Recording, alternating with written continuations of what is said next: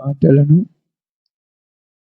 కొంత సమయము శ్రద్ధగా వినుట కొరకు సిద్ధపడదా. ఈ సమయానుకూలతను బట్టి,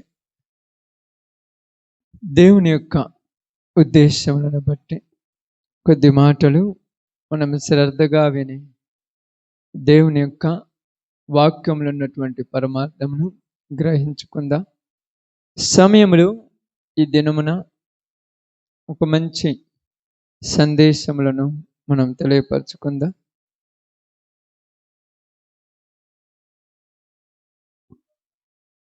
జాగ్రత్తగా,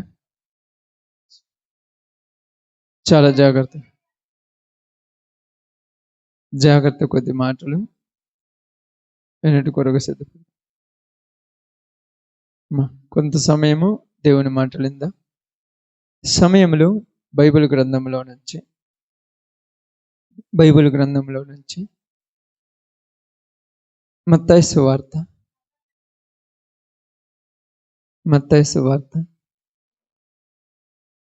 24వ అధ్యాయం. మత్తయి సువార్త 24వ అధ్యాయము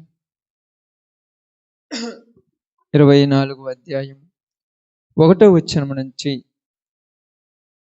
కొద్ది మాటలు చదువుకొని, యేసు దేవాలయము నుండి బయలుదేరి వెలుచుండగా ఆయన శిష్యులు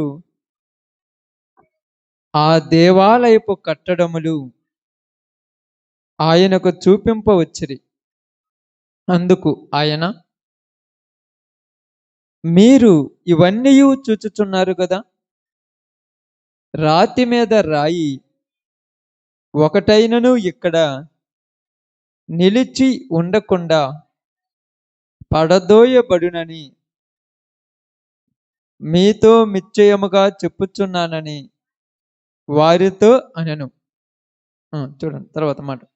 ఆయన ఒలీవల కొండ మీద కూర్చుండి ఉన్నప్పుడు శిష్యులు ఆయన యొద్దకు వచ్చి ఏకాంతముగా వచ్చి, ఇవి ఎప్పుడు జరుగును, నీ రాకడకును ఈ యుగ సమాప్తికి సూచనలేవి మాతో చెప్పమనగా. దేవుడి వాక్య భాగముల మధ్యలో ఆశీర్వదించును గాక. ఆమె. కుడి వచ్చిన మీ అందరికీ ప్రభునామములు, శుభాలు, వందనాలు తెలియజేయుచున్నాను. సంఘమై ఉన్నటువంటి మీరందరూ కూడా చాలా శ్రద్ధగా ఈ మాటలు కొంత సమయము వినటానికి సిద్ధపడదాం. ఎందుకంటే ప్రస్తుత కాలంలో భూమి మీద ఉన్నటువంటి క్రైస్తవులు అంటే తెలుసు కదమ్మా, యేసు ప్రభువుని నమ్ముకున్న మనమే క్రైస్తవులు, యేసు ప్రభు రాకడ గురించి మర్చిపోయారు. ఎవరికి ఆ తపన లేదు. ఈరోజు ఎవరికి లేదు ఆ చింత. తిందామా, తాగుదామా, ప్రార్థన చేసుకుందామా, అద్భుతాలు చూసుకుందామా, ఏట గురించే ప్రయాస అయిపోతుంది. పనులు చేసుకుందామా, ఏట గురించే తపన ఉంది. కానీ రాకడ గురించి చింత లేదు. రాకడ గురించి చెప్పేవాళ్ళు కూడా మర్చిపోయారు. మీరు ఎప్పుడైనా చూడండి, సువార్తలు కూడా, వాక్యాలు చెప్పేవాళ్ళు కూడా రాకడ గురించి చెప్పడం మర్చిపోయారు. ఎందుకంటే జీవితాన్ని ఏదో రకంగా గడిపేయటం అలవాటు చేసుకున్నారు. గడపడం అంటే తెలుసుగా, జీవితాన్ని ఏదో రకంగా గడపటం అలవాటు చేసుకున్నారు మనుషులందరూ. అట్టో ఎట్టో కొద్దో గొప్పని ఏదో రకంగా జీవితాన్ని గడిపేయటము అలవాటు చేసుకున్నారు. రాకడను మర్చిపోయారు. అసలు క్రైస్తవుని యొక్క ప్రయాస ఏంది? రాకడ కోసం ఉండాలి. ఎందుకంటే ఆదికాండం నుంచి ప్రకటన గ్రంథం వరకు ఉన్నటువంటి ఈ పుస్తకంలో ఉన్న సందర్భం మొత్తం కూడా మెస్సయ్య వస్తాడు అని ఎవరు ఎదురు చూస్తున్నారు? ఇశ్రాయేలీయులు ఎదురు చూస్తున్నాడు. యేసు ప్రభువు మరలా వస్తాడని ఎవరు ఎదురు చూస్తున్నారు? క్రైస్తవులు ఎదురు చూస్తున్నారు. ఇప్పుడు ఇశ్రాయేలీయులు చూసేది, క్రైస్తవులు చూసేది కూడా ఒకదాని గురించే. కానీ క్రైస్తవులకి యేసు ప్రభువారు వచ్చారని తెలుసు, ఇశ్రాయేలీయులకి యేసు ప్రభువారు ఇంకా రాలేదని అనుకుంటున్నారు. బాగా ఆలోచించండి. ఇప్పుడు ఈ రెండిటి మధ్య జరుగుతున్నటువంటి సంభాషణే ప్రపంచాన్ని అతలాకుతలం చేయుచున్నది. ప్రపంచంలో జరుగుతున్న ప్రతిదీ కేవలం దీని మీద ఆధారపడే జరుగుతున్నది. మీకు ఇంతవరకు ఇప్పుడు మీరు మామూలుగా అయితే ఏ పూట ఆహారాన్ని ఆ పూట సంపాదించుకొని పని చేసుకుంటూ జీవిస్తున్న జీవితాలు మనందరి. కానీ ప్రపంచంలో జరుగుతున్నటువంటివి ఎవరికి అర్థం కాల. ప్రపంచం మొత్తం కూడక మీ అందరికి అర్థం కావటం చెప్తున్నాను. యెరూషలేములో కట్టబడుతున్న దేవాలయం మీద ఆధారపడింది ప్రపంచం మొత్తం. ఈరోజు గొప్ప గొప్ప మంత్రులు గాని, ప్రధాన మంత్రులు గాని, దేశాలు దేశాలు ప్రపంచాలు నేలేవాళ్ళు గాని యెరూషలేములో ఒక దేవాలయం కట్టాలి. దాని మీదే ఆధారపడి బతుకుతున్నారు అందరూ కూడా. ఎందుకంటే యెరూషలేములో దేవాలయం కట్టారనుకో ఏమవుద్ది? బాగా ఆలోచించండి. యెరూషలేములో దేవాలయం కడితే ఏమవుద్ది? ఏమవుద్దమ్మా? ఐడియా ఉంది ఎవరికన్నా? ఆయన రాకడ వస్తది అనేది తర్వాత విషయం. అది చాలా తర్వాత జరుగుద్దిలే, దాని గురించి చెప్తాను మీకు ఇప్పుడు. యెరూషలేములో దేవాలయం కట్టిరంటే ఏం జరుగుద్దంటే మూడో ప్రపంచ యుద్ధం జరుగుద్ది.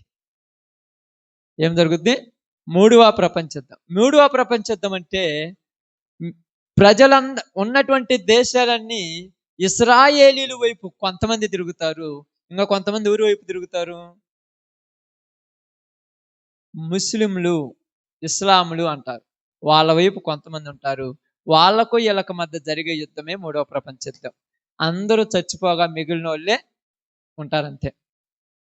ఎందుకయ్యా మూడవ ప్రపంచ యుద్ధం జరుగుద్దంటే ఇప్పుడు బాగానండి. ఇప్పుడు ఇశ్రాయేలీలు కట్టాలనుకుంటున్నటువంటి దేవాలయం ఉంది చూడు.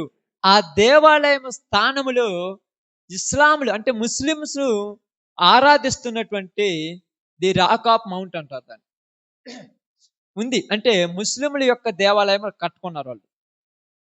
వాళ్ళు ఎందుకు కట్టుకున్నారంటే ఇశ్రాయేలీలకు దేవుడు ఇచ్చిన వాగ్దానాన్ని నెరవేర్చలేదు. ఏం చేశారు వీళ్ళు? దేవుని వాగ్దానాన్ని నెరవేర్చలా.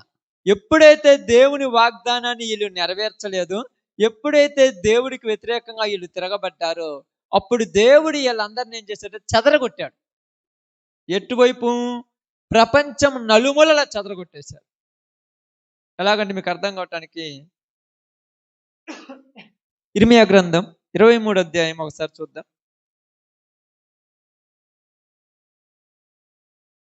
ఇర్మియా గ్రంథం 23వ అధ్యాయం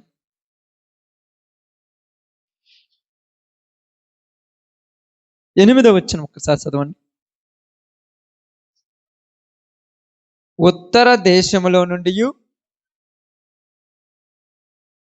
నేను వారిని చెదరగొట్టిన దేశములు అంటే బాగానండి, ఆగండమ్మ. దేవుడు ఇశ్రాయేలీలు మొత్తాన్ని ఏం చేశాడంట? చెదరగొట్టేశాడు. ఒక్కడ కూడా ఆ ఊర్లో లేకుండా చేశాడమ్మ. ఎందుకు చెదరగొట్టాడంటే బాగా అర్థం కావటం చెప్తాను. మొదటి దేవాలయం మీ అందరికి ఐడియా ఉందా? మొదటి దేవాలయం బైబిల్ మీకు బాగా అవగాహన ఉన్న వాళ్ళకి ఉంటుంది. మొదటి దేవాలయం ఎవరు కట్టించారు? మొదటి దేవాలయాన్ని సొలొమోను కట్టించాడు. మొదటి దేవాలయాన్ని సొలొమోను కట్టించాడు. దావీదు కట్టియాలనుకున్నాడు. దావీదుకు వద్దని చెప్పి దావీదు కుమారుడైన సొలొమోను చేత మొదటి దేవాలయాన్ని కట్టించాడు. ఈ మొదటి దేవాలయం కట్టిన తర్వాత వీళ్ళు బాగానండి, వీళ్ళు దేవునికి వ్యతిరేకంగా మారటం వలన దేవుడు ఇశ్రాయేలీయుల్ని ఎవరి చేతికి అప్పగించాడు? బబులోనీయులు అంటారు. బబులోను అంటే నెబుకద్నెజరు. నెబుకద్నెజరు చేతికి అప్పగించినప్పుడు బబులోనులో ఉన్నటువంటి నెబుకద్నెజరు వచ్చి ఇశ్రాయేలీయులు కట్టినటువంటి దేవాలయం చూడు, ఈ దేవాలయాన్ని రాతి మీద రాయి లేకుండా ఒక్కో దాన్ని పక్కకు నెట్టేశాడు. ఎందుకని అలా చేశారు అంటే సొలొమోను కట్టించినటువంటి దేవాలయాన్ని ఎలా కట్టాడంటే బంగారం పూత పూశాడు. మొత్తానికి బంగారంతో పూత పూశాడు దేవాలయం మొత్తానికి. ఇప్పుడు రాళ్ళన్నీ తీసేసి ఆ రాయిని మంటలో పెట్టి కరిగించిన తర్వాత వచ్చిన బంగారాన్ని ఎత్తుకొని పోయారు వాళ్ళు. అందుకు రాతి మీద ప్రతి రాయిని కూడా ఎందుకు తీసేశారంటే రాయికి రాయి మధ్యలో ఏముంటదంట? బంగారం ఉంది. ఆ బంగారాన్ని తీసుకుపోవటానికి అలా చేసేసి తీసుకెళ్ళేసిపోయారు. తర్వాత ఈ దేవాలయాన్ని మరలా దేవుడు నిర్ణయించిన తర్వాత జెరుబ్బాబెలు కాలం మొదలుకొని ఇలా వచ్చినప్పుడు హేరోదు అనేటువంటి ఒక రాజు ఉన్నాడు. ఆయన సంబంధం వచ్చినప్పుడు ఆ టైంలో మరలా రెండో దేవాలయం కట్టబడింది. బాగానండి. మరలా రెండో దేవాలయం కట్టబడింది. ఈ రెండో దేవాలయం కట్టబడినప్పుడు ఈ దేవాలయంలో దేవుని యొక్క బలి నైవేద్యము జరుగుతున్నాయి. దేవాలయం దేనికి కావాలి ఇశ్రాయేలీయులకు చెప్పండి? బలి అర్పించడానికే. బలి నైవేద్యములు జరుగుతున్నాయి. ఈ బలి నైవేద్యములు జరుగుతున్నప్పుడు మరలా వీళ్ళు దేవుణ్ణి విసర్జించి మరలా అటు ఇటు వెళ్ళిపోయారు. ఇలా చెప్పటం వలన యేసు ప్రభువారు చెప్పాడు. ఏం చెప్పాడు ఇక్కడ మీరు చదివారు కదా? ఇదిగో మీరు చూచుచున్నారు కదా ఈ యొక్క దేవాలయమును, ఇది రాతి మీద రాయి నిలబడని కాలం వచ్చుతున్నది అన్నాడు. రాతి మీద రాయి అంటే ప్రతి రాయిని కూడా పడగొట్టేస్తారంట. తర్వాత టైటస్ అంటే రోమన్ చక్రవర్తి అయినటువంటి టైటస్ అనేటువంటి ఒక వ్యక్తి వచ్చి ఈ దేవాలయాన్ని కూడా పడగొట్టాడు. ఈ దేవాలయాన్ని ఏం చేశాడు? మొత్తాన్ని పడగొట్టేశాడు. పడగొట్టి యూదులను ఇశ్రాయేలీయులను మళ్ళా చెదరగొట్టేశాడు. ఇప్పుడు దేవాలయం పడిపోయింది. ఇశ్రాయేలీయులు ఎవరు లేరు ఇంక అక్కడ. అంటే కొంతమంది ఉన్నారు కానీ మిగతా వాళ్ళందరూ వెళ్ళిపోయారు. ఎంత ఘోరాతి ఘోరంగా జరిగిందంటే అక్కడ బాగా అర్థం చేసుకోండి. ఇక్కడ మీరు లూకా సువార్తలో కానీ మత్తయి సువార్తలో కానీ శ్రమ దినాలు అంటారు చూడండి. మీరు శ్రమ దినాలు అంటారు చూడండి. ఏది ఈ 40 రోజులు 30 రోజుల గురించి నేను మాట్లాడేటప్పుడు శ్రమ దినాలు అంటారు. మనం అంటారు ఏడేళ్ళ శ్రమ కాలం అని అంటారు చూడండి. ఆ శ్రమ దినాలు అంటారు చూడండి. అలాంటి శ్రమ అనేది ఒకటి ఉంది చూడండి. అంటే ఇప్పుడు దాని గురించి మాట్లాడట్లేదు. అట్లా శ్రమ ఉంది చూడండి. ఆ దినమున వాళ్ళను తరిమేసేటప్పుడు అలా శ్రమ ఉందంట. ఎలాగంటే యూదులను బాగానండి ఇశ్రాయేలీయులను వాళ్ళ శరీరముల మీద ఉన్న వస్త్రాలు ఉన్నాయి చూడు, వస్త్రాలు ఓడబీకిన తర్వాత వాళ్ళ మీద నూనె పోసాడంట. ఆ నూనె పోసిన తర్వాత కాలే మంటల్లో నుంచి వాళ్ళని అంటే కాల్చినటువంటి ఒక కోడిని గాని పందిని గాని కరగబెడతా చూడు, అలాగ నిప్పుల్లో కరగబెడుతుంటే వీళ్ళు అరుస్తున్నారంట, కేకలేస్తున్నారంట. అయ్యో అయ్యో అని కేకలేస్తుంటే ఆ కేకలకి ఆ చక్రవర్తి ఏం చేస్తున్నారంటే ఫిడేల్ అంటే ఇప్పుడు వీణ వాయిస్తారు చూడండి, ఆ వీణ వాయించుకుంటూ ఆనందపడుతున్నారంట వాళ్ళు కేకలేస్తుంటే. శ్రమ దినాలంటే అట్లుంటాయి. ఇప్పుడేముంది శ్రమ ఇది? అలా ఆనందపడుతూ వాళ్ళ యొక్క యవ్వన కాలంలో ఉన్న స్త్రీలు ఉన్నారు చూడండి, స్త్రీలను బలవంతం చేస్తూ అందరూ చూస్తుండగానే వాళ్ళతో పాపం చేస్తూ వాళ్ళందరినీ చిత్రహింసలు పెట్టి పాడు చేస్తున్నారు. అలాగ చెదరగొట్టేశారు. ఈ హింసలకు తట్టుకోలేక, ఈ బాధలకు తట్టుకోలేక ఈ యొక్క ఇశ్రాయేలీయులు ఏమారు చల్లా చెదరైపోయారు. అందరూ చల్లా చెదరైపోయిన తర్వాత అక్కడ ఎవరు లేరు కాబట్టి అప్పుడు ఇస్లామీయులు అంటే ఈ ముస్లిం సహోదరులు వచ్చి అక్కడ ఒక నిర్మాణం అంటే ఒక మసీదు అంటే వాళ్ళకి సంబంధించిన దేవాలయాన్ని కట్టుకున్నారు. ఎందుకంటే ఇక్కడ ఊరు లేరు కదా, ఉండుంటే ఇప్పుడు ఆపేవాళ్ళు. ఇప్పుడు లేరు కదా, ఊరు లేరు కాబట్టి ఊరు ఇష్టం వచ్చినట్టు వాళ్ళు చేయొచ్చు. ఒకవేళ ఉన్న వాళ్ళైనా ఏదన్నా అంటారని కుదరలేదు. ఇప్పుడు ఇది ఈ యొక్క పాలస్తీన్ అనేటువంటి ప్రాంతంగా చేరి ఇక్కడంతా కూడా ఈ ముస్లిమ్స్ అంటే కొంతమంది ఉగ్రవాదులు వీళ్ళంతా తాలిబాన్లు అనేటువంటి వీళ్ళందరూ వచ్చేసి అక్కడ నిర్మాణం చేసుకొని అక్కడ వాళ్ళ దేవాలయాన్ని కట్టుకొని ఆ దేవాలయంలో వాళ్ళు నమాజు చేయడం ప్రారంభిస్తున్నారు. ఇవన్నీ కట్టిన తర్వాత తూర్పు వైపున ఒక గోడ ఉంది, ఒక గోడ. ఈ గోడ మాత్రం పడిపోలే. ఈ గోడ దగ్గర ఇశ్రాయేలీయులు వచ్చి సంవత్సరానికి ఒకసారి వచ్చి ఆ గోడ దగ్గర ప్రార్థన చేస్తూ పోతుంటారు. ఇంత జరిగిన తర్వాత ఇప్పుడు ఆ రోజు నుంచి ఆ మందిరం పడిపోయింది చూడు, పడిపోయి వాళ్ళు చల్లాచరైనప్పటి నుంచి మళ్ళా ఈ రోజు 2025 కదా, ఇప్పుడు 2025 ఆ మందిరం పడిపోయింది. ఎప్పుడు? క్రీస్తు శతాబ్దం 70వ సంవత్సరంలో పడిపోయింది. అది 70వ సంవత్సరంలో దాని మొత్తాన్ని ధ్వంసం చేశారు. ఇప్పుడు 2025 దాకా కూడా ఇశ్రాయేలీయులు కానీ యూదులు కానీ వాళ్ళు చేసే పని ఏంటంటే మూడవ మందిరాన్ని కట్టాలి. వాళ్ళు చేసే పని ఏంది? మూడవ మందిరాన్ని కట్టాలి. ఇప్పుడు ఈ మూడవ మందిరాన్ని కట్టడమే వాళ్ళ జీవితం వాళ్ళు పెట్టుకున్నటువంటి ఒక గోల్. ఇంకా వాళ్ళకు డబ్బులు కానీ బంగారం కానీ దేశాలు కానీ ఆస్తులు కానీ నిజంగా చెప్పాలంటే భార్యలు కానీ బిడ్డలు కానీ ఎవరు పట్టరు. వాళ్ళకు ఒకటి మూడవ మందిరాన్ని కట్టాలి. ఈ మూడవ మందిరాన్ని కట్టడానికి దేనికైనా వాళ్ళు వెనుకాడరు. అందుకని ఈ మధ్యకాలంలో మీకు ఎప్పుడు చూసినా కూడా ఇశ్రాయేలీలకు వాళ్ళ చుట్టుపక్కల ఉన్న దేశాలకు ప్రతి సంవత్సరం యుద్ధాలు జరుగుతుంటాయి. ఈ సంవత్సరం జరగలేదు అనకూడదు, ఏ రోజన్నా ప్రశాంతంగా ఉన్నారంటానికి లేదు, ఎప్పుడు యుద్ధాలు జరుగుతుంటాయి. ఎప్పుడు యుద్ధం జరిగినా గెలిచేది ఎవరు? ఆమేన్. ఎప్పుడు యుద్ధాలు జరిగినా గెలిచేది ఎవరు? ఇశ్రాయేలీలే. ప్రపంచంలో మేటి అయినటువంటి అమెరికా కూడా ఇశ్రాయేలుతో యుద్ధం చేస్తే గెలవలేదు. రష్యా గాని, చైనా గాని, ఏ దేశం కూడా ఇశ్రాయేలీలతో యుద్ధం చేస్తే గెలవలేదు. ఎందుకంటే ఇశ్రాయేలీలకు దేవుడు అంత జ్ఞానం ఇచ్చాడు.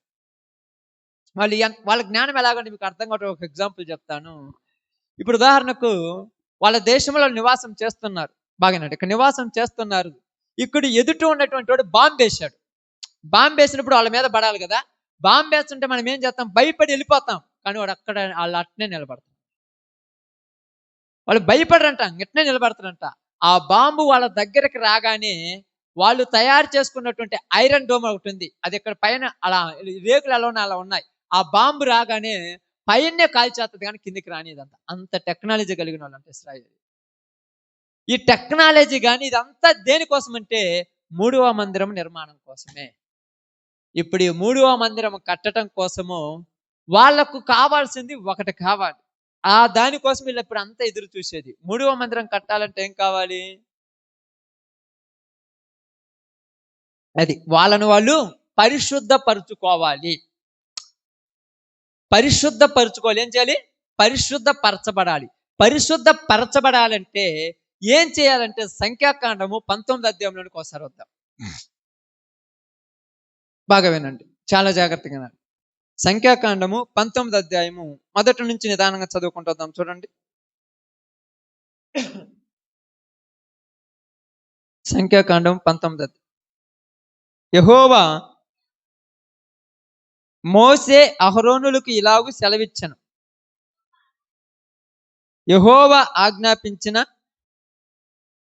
ధర్మశాస్త్ర విధి ఏమనగా, ఇశ్రాయేలీలు కలంకము లేనిదియు మచ్చ లేనిదియు ఎప్పుడును కాడి మోయనదియునైనా ఎర్రని పెయ్యను నీ యొద్దకు తీసుకొని రావాలనని వారితో చెప్పుము. మీరు యాజకుడైన ఎలియాజరుకు దానిని అప్పగించవలను. ఒకడు పాలము వెలుపలికి దాన్ని తోలుకొని పోయి అతని ఎదుట దానిని వధింపవలను. యాజకుడైన ఎలియాజరు దాని రక్తంలోనిది కొంచెము వ్రేలితో తీసి ప్రత్యక్ష గుడారపు ఎదుట ఆ రక్తములో కొంచెము 7 మార్లు ప్రోక్షింపవలను. అతని కన్నుల ఎదుట ఒకడు ఆ పెయ్యను దహింపవలను. దాని చర్మమును, మాంసమును, రక్తమును, పేడను దహింపవలను.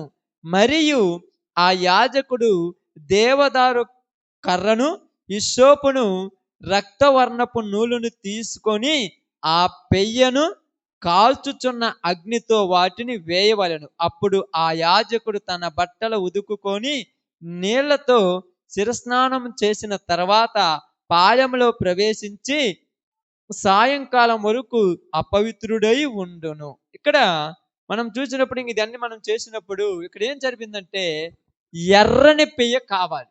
ఏ పెయ్య కావాలంట? ఎర్రని పెయ్య. ఎందుకంటే ఎర్రని పెయ్యతో వాళ్ళను వాళ్ళు ముందేం చేసుకోవాలి? శుద్ధి చేసుకోవాలి. శిరస్రావం అంటే తెలుసు కదా. మనమంటే ఏం చేస్తాం? తల స్నానం అంటాం. మనం తలపైకి స్నానం చేస్తామంటాం ఎక్కడికన్నా వచ్చేటప్పుడు. ఎందుకు తలపైకి స్నానం చేస్తారు? శుభ్ర కోసం తల నుంచి స్నానం చేస్తాం. ఎప్పుడైనా దేవాలయాల్లో పోయేటప్పుడు తల స్నానం చేయకుండా రాకూడదు అంటారు చాలా మంది. అది నేటి వరకు కూడా ఇశ్రాయేలులో జరుగుతున్నది. హైందవ సమాజం కూడా ఏళ్లలో తీసుకొని ఏం కొత్తవి కాదు, వాళ్ళకి నుంచి వచ్చింది కాదు, ఎక్కడి నుంచి వచ్చింది. కాబట్టి ఇలా చేసిన తర్వాత ఆ ఎర్రన పెయ్యను తీసుకొచ్చిన తర్వాత ఆ ఎర్రన పెయ్యను వధించిన దాన్ని యాజకుని ఎదుట ఒక బలి అర్పిస్తారు చూడండి. ఒక కట్టెలు పెట్టి దాని మీద అర్పించి ఆ బూడిదని తీసుకొని నీళ్ళల్లో కలిపి ఆ నీళ్లు వాళ్ళ మీద చల్లుకున్నప్పుడు వాళ్ళు ఏమవుతారంట? పరిశుద్ధులు అవుతారు. ఇప్పుడు పరిశుద్ధులైనటువంటి వీళ్ళు బలి అర్పించడానికి అర్హులు. కాబట్టి ఇక్కడ ఇశ్రాయేలీయులు ఏం చేశారంటే, యూదులు ఇప్పటి వరకు కూడా దేవాలయంలో ఉన్న పాత్రలను తయారు చేసుకున్నారు. ఆ రోజు నెబుకద్నెజరు తీసుకెళ్ళారు చూడు, అలాంటి పాత్రల తర్వాత వాళ్ళు కూడా తీసుకుపోయి ఉంటారు. 2వ దేవాలయం లేవు, పాత్రలు తయారు చేశారు, బలిపీఠాన్ని తయారు చేశారు. దానికి కావలసినటువంటి ఉపకరణములు ఏది అవసరమో మొత్తం రెడీ చేసుకున్నారు. ఒక మాటలో చెప్పాలంటే మందిరం యొక్క బ్లూ ప్రింట్ అంటే ప్లాన్ మొత్తం రెడీ చేసి పెట్టారు. ఇక అవకాశం ఇస్తే మందిరాన్ని కట్టేయటమే. అయితే ఇప్పుడు ఇన్ని రెడీగా ఉన్నాయి, మరి ఎందుకు వాళ్ళు ఆగిర్రంటే ఎర్రని పెయ్య దొరకల వాళ్ళు. ఏం దొరకలేదంట? ఎర్రని పెయ్య. 1997 ఆ కాలంలో, 2002 ఆ కాలాల్లో రెండు ఎర్రని పెయ్యలు దొరికాయి. వాటిని ఏం చేయాలి వాళ్ళు? కొన్ని రోజులు వాటిని పెంచాలి. ఒక 4-5 సంవత్సరాల దాకా పెంచాలి. 2-3 సంవత్సరాలు పైపాడాలి. పెంచిన తర్వాత ఏమైంది అంటే ఆ పెయ్య శిరస్సు మొదలుకొని కాళ్ళ గిట్టెల దాకా ఎక్కడ కూడా నలుపు గాని తెలుపు గాని ఉంటాయి, పనికిరావు. ఒక్క ఎంటుక కూడా తెల్ల ఎంటుక ఉండకూడదంట. ఇప్పుడు అలా తీసుకొచ్చిన తర్వాత ఈ ఒక సంవత్సరం 2 సంవత్సరాలు అలా పెరిగిన తర్వాత వాటిలో ఒక్క వెంట్రుక తెల్లటి వెంట్రుక వచ్చిందంట. అది అపవిత్రమైందని పక్కకు నెట్టేశారు. మరలా చూస్తే 2023 సంవత్సరంలో మరలా 5 పెయ్యలు దొరికాయి ఎర్రటి. వాటిల్లో ఒక పెయ్యకు ఒక్క నల్లెంటుకు వచ్చిందంట. తీసి పక్కకెట్టేశారు. పవిత్రత అంటే అంత శుద్ధిగా ఉండాలి వాళ్ళు, అంత నిష్ట పాటించే వాళ్ళు. దేవుని యొక్క తీర్పు ఇది. ఎందుకంటే మనుషులకు అర్థమయ్యేది. మనం అనుకుంటాం పెయ్యను తయారు చేయొచ్చు కదంటే, ఆ పెయ్యను అమెరికాలో టెక్సాస్ అనేటువంటి ప్రదేశంలో ఆ ఎర్రటి పెయ్యలు 5 పొట్టితే వాటిని ఆ దేశం నుంచి ఈ దేశానికి తీసుకొచ్చుకోవటానికి వాళ్ళ దగ్గర పోయి అడిగిందంట, మాకు ఆ పెయ్యలు కావాలంటే వాళ్ళు గవర్నమెంట్ రూల్స్ ప్రకారం కనీసం పెయ్యల మీద చూడండి ఇగో చెయ్యి కూడా వేయలేదంట. ఆ పెయ్యల మీద కనీసము వాళ్ళు ఏది అంటే చూడండి, ఇప్పుడు పశువులు కానీ పక్షులు కానీ ఏది కూడా వాటి మీద పరవకూడదు. కనీసం గుడ్డ పిల్లకలు వేస్తారు చూడండి, గుడ్డ పిల్లక కూడా దాని మీద వేయకూడదు. పుట్టింది ఎట్లా ఉంది అట్నే ఉండాలి. దాని మెల్లో కానీ తాడు కానీ దానికి మూతికి చిక్కం కానీ ఏది కట్టకూడదు. గర్భంలో నుంచి పుట్టిన పెయ్యి ఎట్టుందో అట్టనే ఉండాలి. అవి పుట్టినని తెలియగానే వీళ్ళు వెంటనే మాకు కావాలంటే స్పెషల్గా ఒక విమానం ఉంచి ఆ విమానంలో నుంచి వాళ్ళ కోసం పంపించారంట. పంపించినప్పుడు ఏం చేయాలంటే మామూలుగా అయితే ఒక దేశం నుంచి వేరే దేశానికి ఏదాన్ని పంపిస్తే ఇప్పుడు మీ ఇళ్ళ దగ్గర బర్రెలు ఉన్నాయి కదా, వాటికి చెవులకు ఒకటి వేస్తారు టీకాలాగా, అలాంటి ఒక గుర్తు వేయాలి. కనీసం దానికి గుర్తు కూడా వేయలేదంట. అంటే అమెరికా దేశం ఏంది ఎలాగ భయపడటం ఏంటంటే ప్రపంచమే వాళ్ళకి భయపడాలంతే. వాళ్ళు ఎంతమంది, వాళ్ళ దేశం ఎంత ఉంటుందంటే గట్టిగా చెబితే మన యొక్క ప్రకాశం జిల్లాలో 2 జిల్లాలు అంత ఉంటుంది, అంతే. ఇంకెక్కువే ఉండదు. మన ప్రకాశం జిల్లాలో కొంచెం ఎక్కువ అంతే. అంత చిన్న దేశానికి ప్రపంచం ఎందుకు భయపడుతుంటే దేవుని ప్రణాళిక. ఈ ఎర్రని పేలు అవి తయారైన తర్వాత ఈ మధ్య కాలంలో మొన్న ఒక నెల అంటే 20 రోజులు 15 రోజుల క్రితంలో ఒక పెయ్యను బలర్పించి దహన బలి చేశారు. ఆ దహన బలి జరిగిందనగానే ప్రపంచం మొత్తం కూడా ఒక్కసారిగా హడలెత్తిపోయింది. ఇంకా ఇల్లు తలుసుకుంటే ఇంకేదేం చేస్తారో వీళ్ళతో పని కాదన్నట్టు. కానీ అది జరిగింది నిజమైన బలి కాదంట. వాటల్లో ఒక పెయ్యకు ఒకటి నల్ల ఎంట్రుకు వచ్చిందంట. ఇక్కడ మెడ మీద అన్ను దాన్ని టెలిస్కోప్ అంటే మంచి మైక్రోస్కోప్ లో పెట్టి చూస్తారు, ఎక్కడ కూడా ఏదైనా మచ్చ ఉందనుకో పనికిరాదని. నల్ల ఎంట్రుకు రాగానే ఇప్పుడు వీళ్ళు ఏం చేయాలి తెలుసా? ఇలా అర్పించాలంటే ఎవరు కావాలి వాళ్ళకు? ఎవరు కావాలమ్మా? యాజకులు కావద్దు, ఊరక నరిపిత్తరా? వాళ్ళంతా ఏ టు జెడ్ చూచా తప్పకుండా బైబుల్ పాటించే వాళ్ళు 500 మంది యవనస్తులైన పుట్టిన మొదలుకొని పుట్టారు కదా, పుట్టిన తర్వాత ఏడో రోజున సున్నత చేస్తారు కదా, వాళ్ళకు చేయించి వాళ్ళని దేవాలయంలో పెంచుతున్నారంట. అక్కడే పెంచలేదంట వాళ్ళు. కనీసం స్త్రీ వాసన కూడా తగలకుండా వాళ్ళ మనసు వాళ్ళని చూస్తే ఒకవేళ చెదిరిపోయి అక్కడే కాకుండా ప్రత్యేకంగా అంటే ఎంత శుభ్రంగా పెంచుతారు చూడండి. ప్రత్యేకంగా పరిశుద్ధంగా 500 మంది యాజకులను తయారు చేసి, కనీసం మనం అనుకుంటాం వాళ్ళకి ఎట్టని, ప్రపంచమే వాళ్ళని ఇశ్రాయేలీలు వీళ్ళందరూ పత్తుండైనా వాళ్ళని పెంచుతారంతే. వాళ్ళు పత్తుండడానికి వాళ్ళకేం కర్మ తెలుసా? మన దేశంలో ఉన్నటువంటి టెక్నాలజీ ఉంది కదా, ఇప్పుడు మనం సెల్ ఫోన్ వాడుతున్నాం కదా, వాళ్ళు ఎప్పుడో వాడిరంట. వాళ్ళ టెక్నాలజీ ముందు ఎవరు పనికిరారంట. ప్రతిదీ కనిపెట్టింది వాళ్ళే. ప్రతి కొత్తది వచ్చిందంటే వాళ్ళే కనిపెట్టాలి. యూదులు జ్ఞానమును వెతుకుతున్నారంటారు చూడండి అక్కడ. అంటే జ్ఞానం, దేవుడు వాళ్ళకి అంత జ్ఞానం ఇచ్చేసాడు. ఆ జ్ఞానంతో ఏదైనా చేయగలరంట. ప్రపంచ దేశాలను వాళ్ళు ఏలగలిగిన శక్తి వాళ్ళ దగ్గర ఉందన్నమాట. కాబట్టి ఇలాగ 500 మంది లేవి గోత్రంలో నుంచి మళ్ళీ ఎవరినంటే వాళ్ళు కాదు, మళ్ళీ ఈ యాజకులు అంటే ఎవరంటే వాళ్ళు వస్తారు అనుకోనవా, లేవీల్లో నుంచి 500 మంది యువకులని తయారు చేసిరంట. 500 మంది.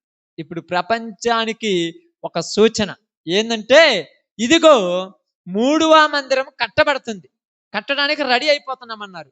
ఇప్పుడు యూదులు ఎక్కడున్నారంట? ఎక్కడున్నారు యూదులు ఇప్పుడు?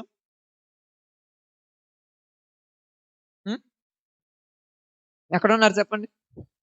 ప్రపంచం మొత్తం చెదిరిపోయినారు. ప్రపంచం మొత్తం. మన గుంటూరులో కూడా ఉన్నారు తెలుసా? మన గుంటూరు జిల్లా ఉంది కదా, గుంటూరులో కూడా యూదులు ఉన్నారు. ప్రపంచం మొత్తం చెదిరిపోయినారు. ఇప్పుడు వీళ్ళకి ఒక అలర్ట్, అంటే వీళ్ళకి ఇది ఒక సూచన కదా. ఇప్పుడు వీళ్ళందరూ కూడా రెడీ అవుతున్నారు వెళ్ళిపోవటానికి. ఎవరు? మొత్తం ఇశ్రాయేల్ దేశానికి వెళ్ళిపోవాలి అందరూ. అయితే ఆ యొక్క ఇశ్రాయేలీ లేవీలు ఉన్న చూడు, 500 మందికి ట్రైనింగ్ ఇస్తారు కదా.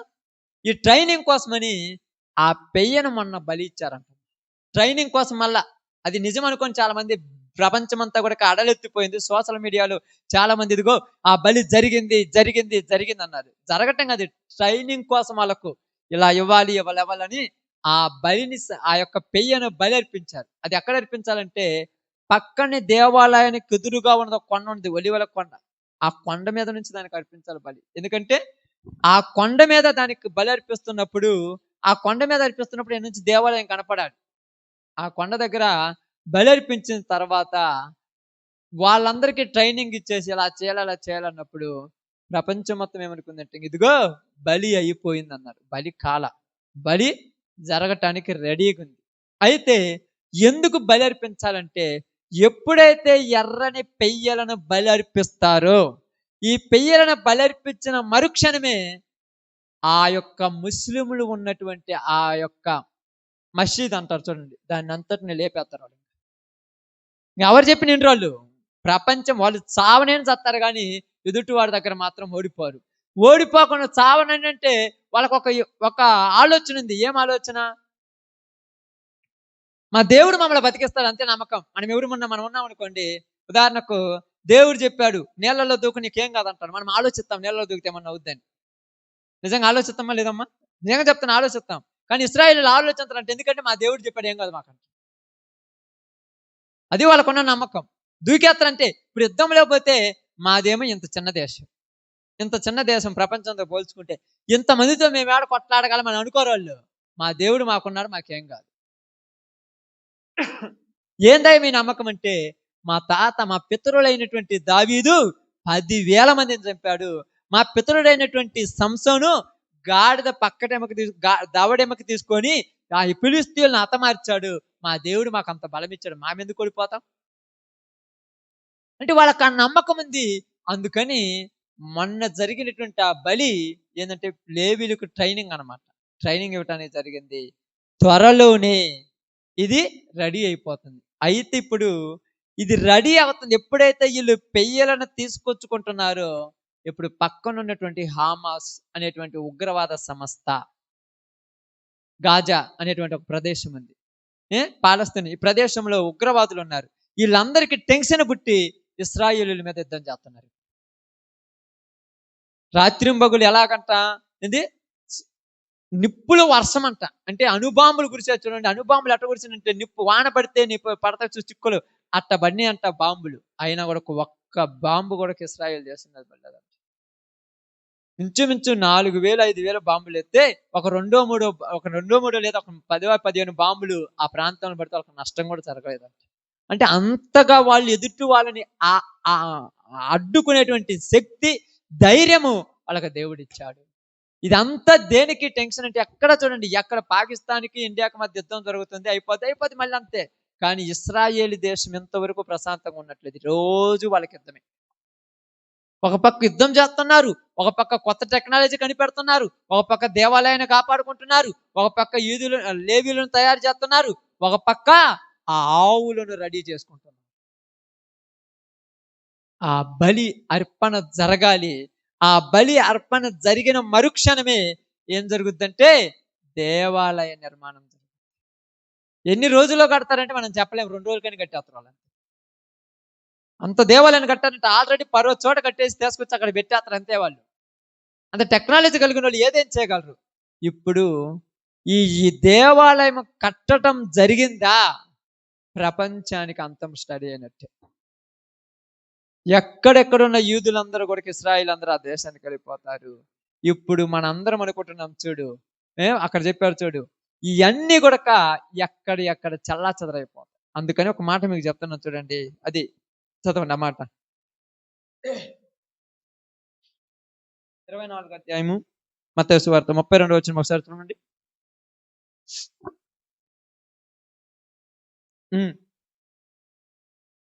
చదవండి అమ్మ. 24వ అధ్యాయం 32వ వచనం అమ్మ. అంజూరపు చెట్టును చూచి ఒక ఉపమానము నేర్చుకొనుడి. అంజూరపు కొమ్మ లేతదై చిగురించినప్పుడు వసంతకాలం ఇంకా సమీపముగా ఉన్నదని మీకు తెలియను. ఆ ప్రకారమే మీరీ సంగతులను జరుగుడు చూచినప్పుడు ఆయన సమీపముగానే ద్వారం దగ్గరనే ఉన్నాడని తెలుసుకొనుడి. ఏ సంగతులు జరుగుట? ఇదిగోని ఏంది, అంజూరపు చెట్టు చూసి ఒక ఉపమానం నేర్చుకోమన్నారు. అంజూరపు కొమ్మ లేతదై చిగురించును. అంజూరపు కొమ్మ లేతదై చిగురించడం అంటే అది వసంతకాలం వచ్చిందని మీకు ఎలా గుర్తుంటుందో, ఇప్పుడు అంజూరపు చెట్టు అనగానే దేనితో మనకి ఎవరు చూపెడుతున్నాడు? ఇర్మియా గ్రంథం 24వ అధ్యాయంలోనికి మీరు పోయి చదువుకున్న తర్వాత చాలా ఉంటుంది లాడ. అక్కడ అంజూరపు చెట్టు గురించి. అదేవిధంగా లూకా సువార్త 13వ అధ్యాయంలోనికి వస్తారా అండి? లూకా సువార్త 13వ అధ్యాయం 6వ వచనం కూడా చూద్దాం అక్కడ. మరియు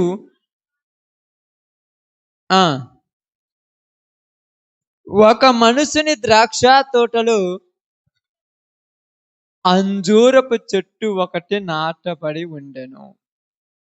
ఏ చెట్టు?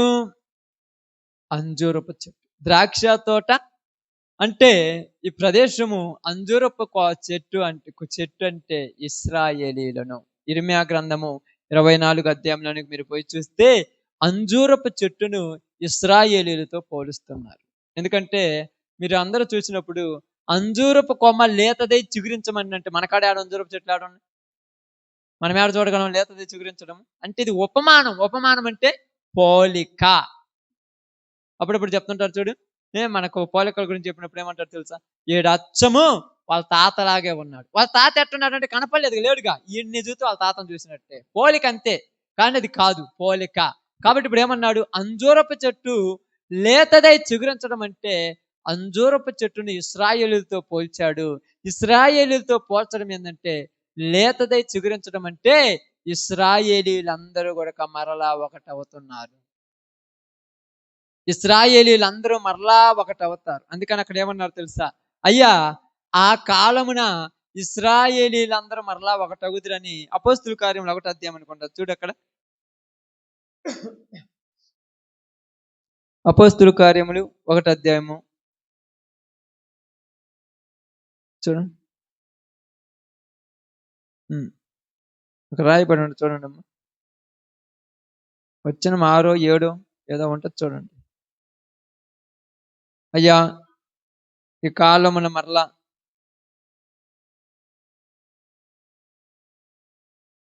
6వ వచనం. ఈ కాలమందు ఇశ్రాయేలీనకు రాజ్యం మరలా అనుగ్రహించదవా? ఏ కాలమందు? ఆయన చెప్పిన కాలమందు మరలా నువ్వు వస్తానంటున్నావు కదా, వచ్చినప్పుడు ఆ కాలమందు ఇశ్రాయేలీలకు మరలా రాజ్యం అనుగ్రహించదు అంటే వాళ్ళకు కూడా ఏం తెలిసిపోయింది?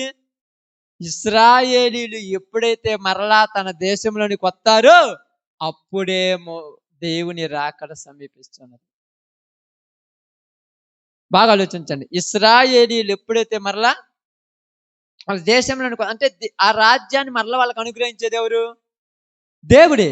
దేవుడు ఇస్తానన్నాడు, ఖచ్చితంగా ఇస్తాడు. మనం ఎట్లాగా క్రైస్తవులమైన మనము వస్తానన్న యేసురాజు రాక మానున, తెస్తానన్న బహుమానం తేక మానునని మనం నమ్ముతున్నాము. మనకంటే గట్టిగా నమ్ముతారు వాళ్ళు. మనము రాకడ కోసం చూస్తాం, మిగతా విషయాలు మన పనులలో మనం ఉంటాం. కానీ ఇశ్రాయేలీలు అలా కాదు. వాళ్ళ పని అంతా కూడా ఏంది? వాళ్ళ పనే అది. ఇంకా పని చేసినా చూడండి, తిన్నా తాగినా పని చేసినా ఏది చేసినా దేనికోసం? దేవాలయం కోసం. ఏది చేసినా దేవాలయం కోసం. ఎందుకురా వీళ్ళకి ఎంత తపనంటే దేవుడు వాళ్ళకిచ్చిన వాగ్దానం నెరవేరాలి. వాళ్ళు వాగ్దానం కోసం ఎదురు చూసేవాళ్ళు. తెలుసుగా, మీ అందరికీ తెలుసుగా. వాళ్ళు అనుకున్న దానికోసం ఎక్కడైనా కూడా ఎనుకడుగు వేసేవాళ్ళు కదా. రోసగాడైనటువంటి యెహోషువ గురించి మనకు తెలుసుగా. యెహోషువ గురించి తెలుసు కదా మీ అందరికి. అక్కడ యుద్ధం జరుగుతుంది, వాళ్ళకి వీళ్ళకి యుద్ధం జరుగుతుంది. జరిగినప్పుడు మధ్యలో ఏం జరిగింది? పొద్దుపోతుంది, సూర్యుడు అస్తమిస్తున్నాడు, యుద్ధం ఆగిపోవాలంటే ఒకటే మాట చెప్పాడు, సూర్యుడా నువ్వు ఆగు, యుద్ధం వద్దు, వాళ్ళను ఓడించేదాకా నువ్వు ఆగమన్నాడు. వాళ్ళు ఓడేదాకా నువ్వు ఆగు అక్కడే అన్నాడు. సూర్యుడు అక్కడే ఆగిపోయాడు. ఇశ్రాయేలీలు వాళ్ళ మీద యుద్ధం జయించారు. అంటే అంత పౌరుషం కలిగిన వాళ్ళు ఇశ్రాయేలు. అలాంటి ఇశ్రాయేలీలు ఈరోజు మనం ఒక పూట తిండి తినకపోతే బాధపడతాం, ఒక పూట సంపాదకపోతే బాధపడతాం, వాళ్ళు ఒక పూట దేవునికి ప్రార్థన చేయకపోతే బాధపడతాం. మనం అనుకుంటాం ఈరోజు పని చేయలేదే, ఊరకు పువ్వేడ తినాలి, కానీ వాళ్ళు అట్ట కాదు. ప్రార్థన అంటే ప్రతి సమయంలో వాళ్ళందరూ అంటారు, దేవా ఈ దేవాలయాన్ని మరలా మేము కట్టాలి, అది కట్టడమే మా జీవిత ధ్యేయం, నేను పుట్టినందుకే, నేను చచ్చిపోయేది కూడా అందుకోసమే. దానికి వ్యతిరేకంగా ఇస్లాం సహోదరులు ఏం చేశారంటే, నీ దేవుని కోసం ఒక మనిషినైనా చంపు, ఒక మనిషి దేవుని కోసం చావనైనా చావు, మనిషినైనా చంపని వాళ్ళని రెచ్చగొట్టి ఇప్పుడు యుద్ధం చేస్తున్నారు వాళ్ళ మీద. వాళ్ళ మీద ఎందుకు యుద్ధం చేస్తున్నారంటే, ఎక్కడ వీళ్ళు ఆ పెయ్యలు మొత్తం అంటే రెడ్ హైపర్స్ అంట, ఎర్రని పెయ్యలు దొరికాయా ఇంక ఎవరు చెప్పిన ఆగరాలు,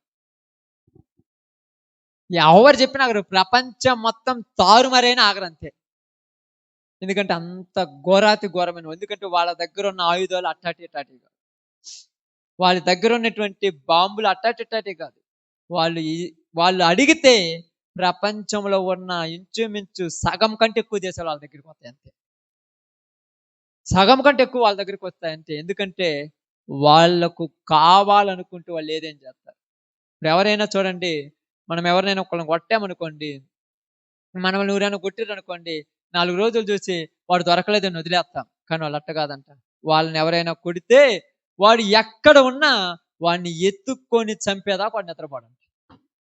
అంత పగ ఇశ్రాయేలు. మామూలు పగ కాదు. వాడు ఎక్కడో ఒక చోటు ఉంటే వాళ్ళకేదో ఇబ్బంది పెడితే, వాడు వేరే దేశంలో ఎక్కడో వాళ్ళ ఆర్మీ ట్రైనింగ్ ఉంటే పేస్ట్ ఉంది కదా, పేస్ట్లో విషం పెట్టి వాడిని చంపేశారు. పేస్ట్లో ఇస్తాం, ఆ పేస్ట్ కూడా ఇస్తాం ఒక్కసారి ఎక్కదు, రోజు కొద్దిగా అట్లా వారం రోజులు 10 రోజులు వేసుకుంటే ఆ విషం ఎక్కువైపోయి వాడు చచ్చిపోయాడు. వాడు ఎలా చచ్చిపోయిందో కూడా ఊరికి తెలియదు, అట్లా చంపేశారంట. సాక్ష్యం కూడా లేకుండా చంపేస్తారు వాళ్ళు. చంపితే అందువల్ల ఇప్పటికి చెప్తాను, ప్రపంచం మొత్తం ఏమనుకుంటుందంటే, ఇశ్రాయేలీను నన్ను కదిలిచ్చి వచ్చిర్రనుకో వీడికి నిద్ర పట్టదు ఇంకా. ఎందుకంటే నేను పడుకున్నా కూడా నాను పడుకున్న మంచంలో కూడా కత్తి పెట్టేవారు రకమోడ.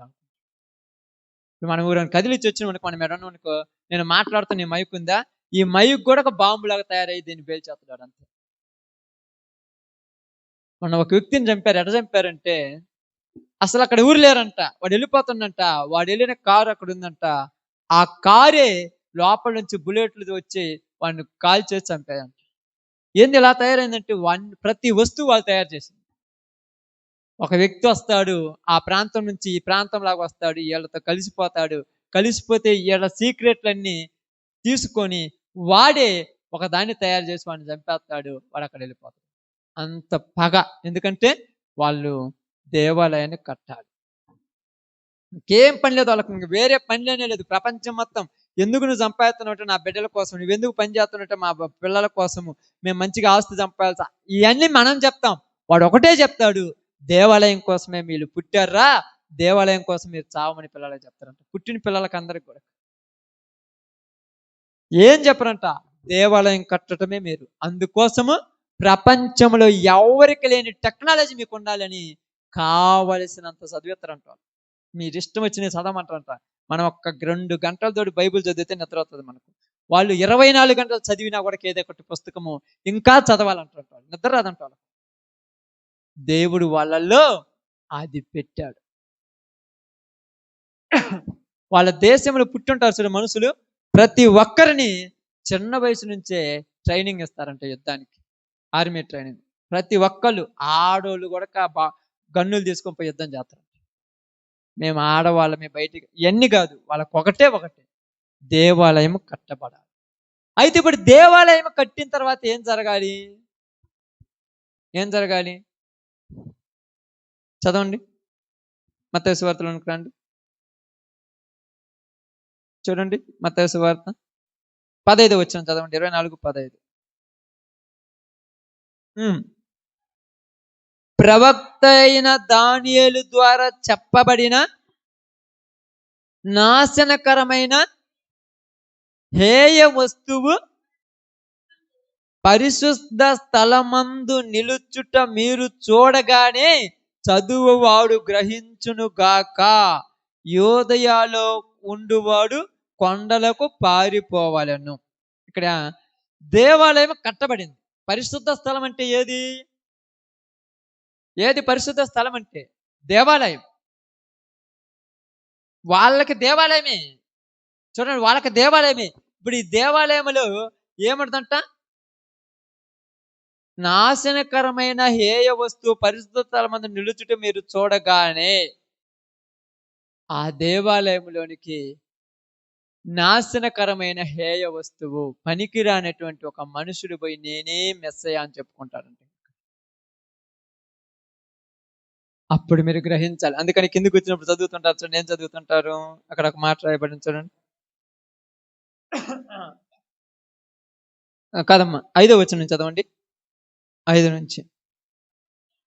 అనేకులు నా పేరట వచ్చి నేనే క్రీస్తునని చెప్పి పలువురిని మోసపరుచెదరు.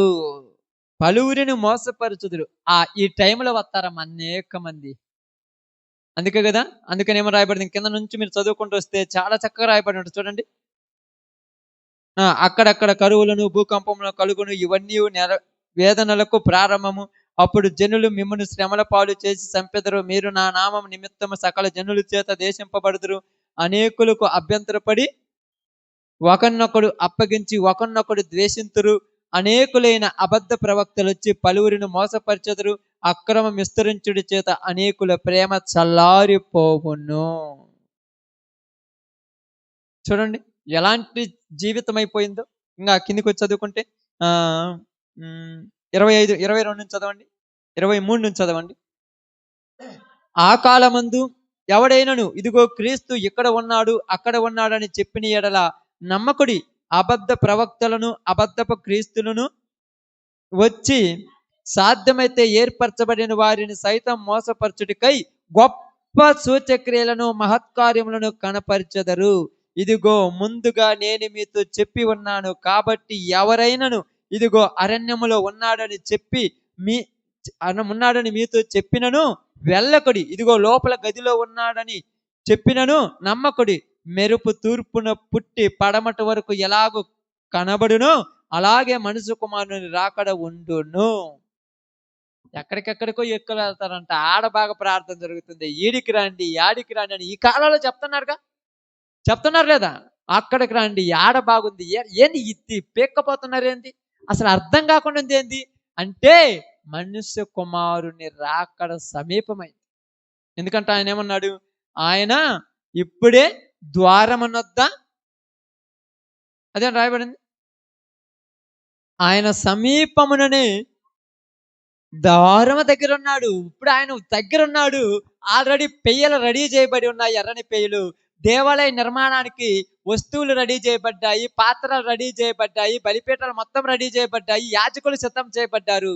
ఇప్పుడు ఇశ్రాయేలీయులు దానికోసం తపన చెందుతుంటే ఇస్లామీయులు వాళ్ళని ఆపడం కోసం తపన చెందుతున్నారు.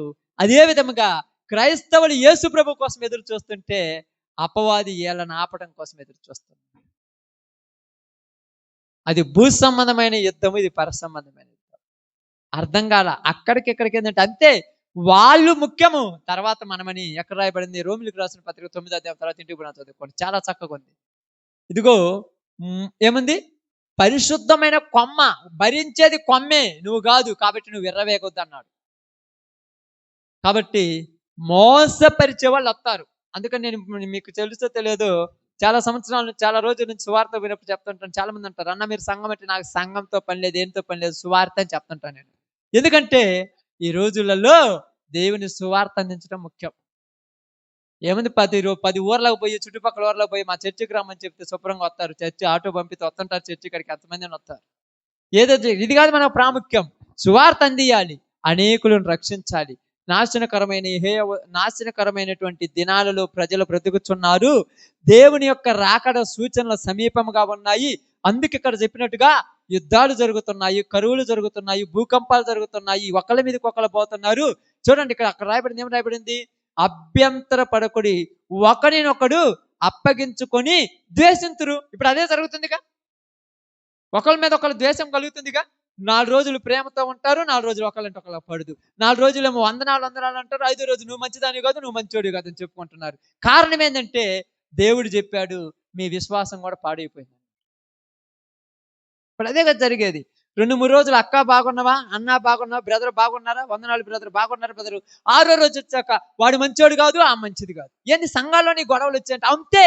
అబద్ధపు మోసం చేసేవాడు వచ్చి సాధ్యమైతే ఏర్పరచబడిన వారిని, ఎవరిని, ఏర్పరచబడిన వారిని నువ్వేం మోసపోతున్నావు అంటే ఆలోచించు. తీర్పు ఎక్కడ ప్రారంభమవుతుందని చెప్పాడు మనకు. తీర్పు దేవుని ఆలయములో, బలిపీఠము యొద్దే ప్రారంభమైతే ఇంకా నమ్ముకుని వారి పరిస్థితి ఏంటి? మంట ఇక్కడే ప్రారంభమైంది, ఇంకా పక్కన వాళ్ళు ఎలా ఉంటారు చూడండి. బాగా గమనించి ఆలోచించండి. మీరు అనుకుంటారు ఒకళ్ళ మీద ఒకరికి ఇప్పుడు ద్వేషాలు వస్తున్నాయి, రావట్లేదా? ఎందుకు వస్తున్నాయి ద్వేషాలు? ఒకళ్ళ మీద ఒక్కొక్కరికి ఇప్పుడు అసూయలు, పగలు వస్తున్నాయి, రావట్లేదా? దేనికోసం వస్తున్నాయి? అర్థం కాలే జనాలకి. కానీ మీరు ఒక్కడు గుర్తుపెట్టుకోండి, ఇక్కడ మీకు అందరికి అర్థం కావటని చెప్తున్నాను. ఎన్ని ఇబ్బందులు వచ్చినా, ఎన్ని సమస్యలు వచ్చినా, ఒకళ్ళనొక్కళ్ళు చంపుకున్న ఇశ్రాయేలీయులు మాత్రం అందరూ ఒకే తాటి మీద నిలబడ్డారు. దేనికోసం? అమ్మే మందిరం కోసం. నిజంగా వాళ్ళల్లో ఉన్న తెగింపు ఈరోజు క్రైస్తవులో ఉంటే అంత బాగుండి అనిపిస్తుంది నాకు. కానీ మనం అప్పుడప్పుడు చూస్తుంటాం కదా, ఇలాగనే చెప్తుంటారు. మీరు అందరూ సెల్ ఫోన్లో అలవాటు కదా అందరూ చూడటం. ఒక్కొక్క సెల్ ఫోన్లోకి ఒకడు అంటారు, వాడు మంచిగా చెప్పలేదు, వీళ్ళు మంచిగా చెప్పలేదు, నేనే మంచి పాస్టర్ని, ఇలా చెప్పుకుంటూ వస్తున్నారు. ఏంది ఒకళ్ళ మీద ఒకళ్ళకు అసలు వీళ్ళు కట్టే దేవాలయం ఎప్పుడు నిర్మించబడుతుంది నాకు అర్థం కాలేదు. వీళ్ళు అసలు దేవాలయాన్ని కట్టాలనుకుంటున్నారా, కట్టిన దేవాలయాన్ని పాడు చేయాలనుకుంటున్నారా నాకు అర్థం కాలేదు. ఏడయో దేవాలయం ఇంకా కట్టలేదంటే ఆ దేవాలయం గురించి మాట్లాడటం. మనకు ఆ దేవాలయం ఉంది, మీకు చెప్పాగా. ఏ దేవాలయం అది? సజీవమైన రాళ్ల వలె ఉండి ఆత్మ సంబంధమైన మందిరం. వాళ్ళు ఆ మందిరం కట్టడానికి ప్రయాసపడుతుంటే నువ్వు ఈ మందిరం కట్టడానికి ప్రయాసపడుతున్నావు లేదా? అయ్యా నా గురించే చెడ్డగా చెప్పారయ్యా అంటే, ఇశ్రాయేలీ దేశంలో వాళ్ళ మీద వాళ్ళకు పగలున్నాయి, కానీ వాళ్ళ గోలేంది? అది వాళ్ళ గురి. ఇప్పుడు నీ గురి ఏంది? అలాంటప్పుడు మనుషుల మధ్య వస్తున్న చిన్న చిన్న తారతమ్యాలను అసలు పట్టించుకోలేదు, పట్టించుకోనేకూడదు. పట్టించుకొని అనుకో, నువ్వు మందిరాన్ని ఎప్పుడు కడతావు నాకు అర్థం కాదు. శత్రువు రాడు, శత్రువు చెప్పు. ఏ వైపు నుంచి వస్తాడు? ఎవరికి తెలియదు. ఆమె ఎటు నుంచి వస్తాడు ఎవరికి తెలియదు. నలువైపుల కన్నులు కలిగి ఉన్నా నీకు తెలియకుండా వచ్చి నేను పాడు చేసిపోతాను. అందుకని ఇప్పుడు మనకు చెప్తున్నాను బాగా. ఇంకా సూచన గురించి మాట్లాడతాను, చదువుకుంటానమ్మా. 34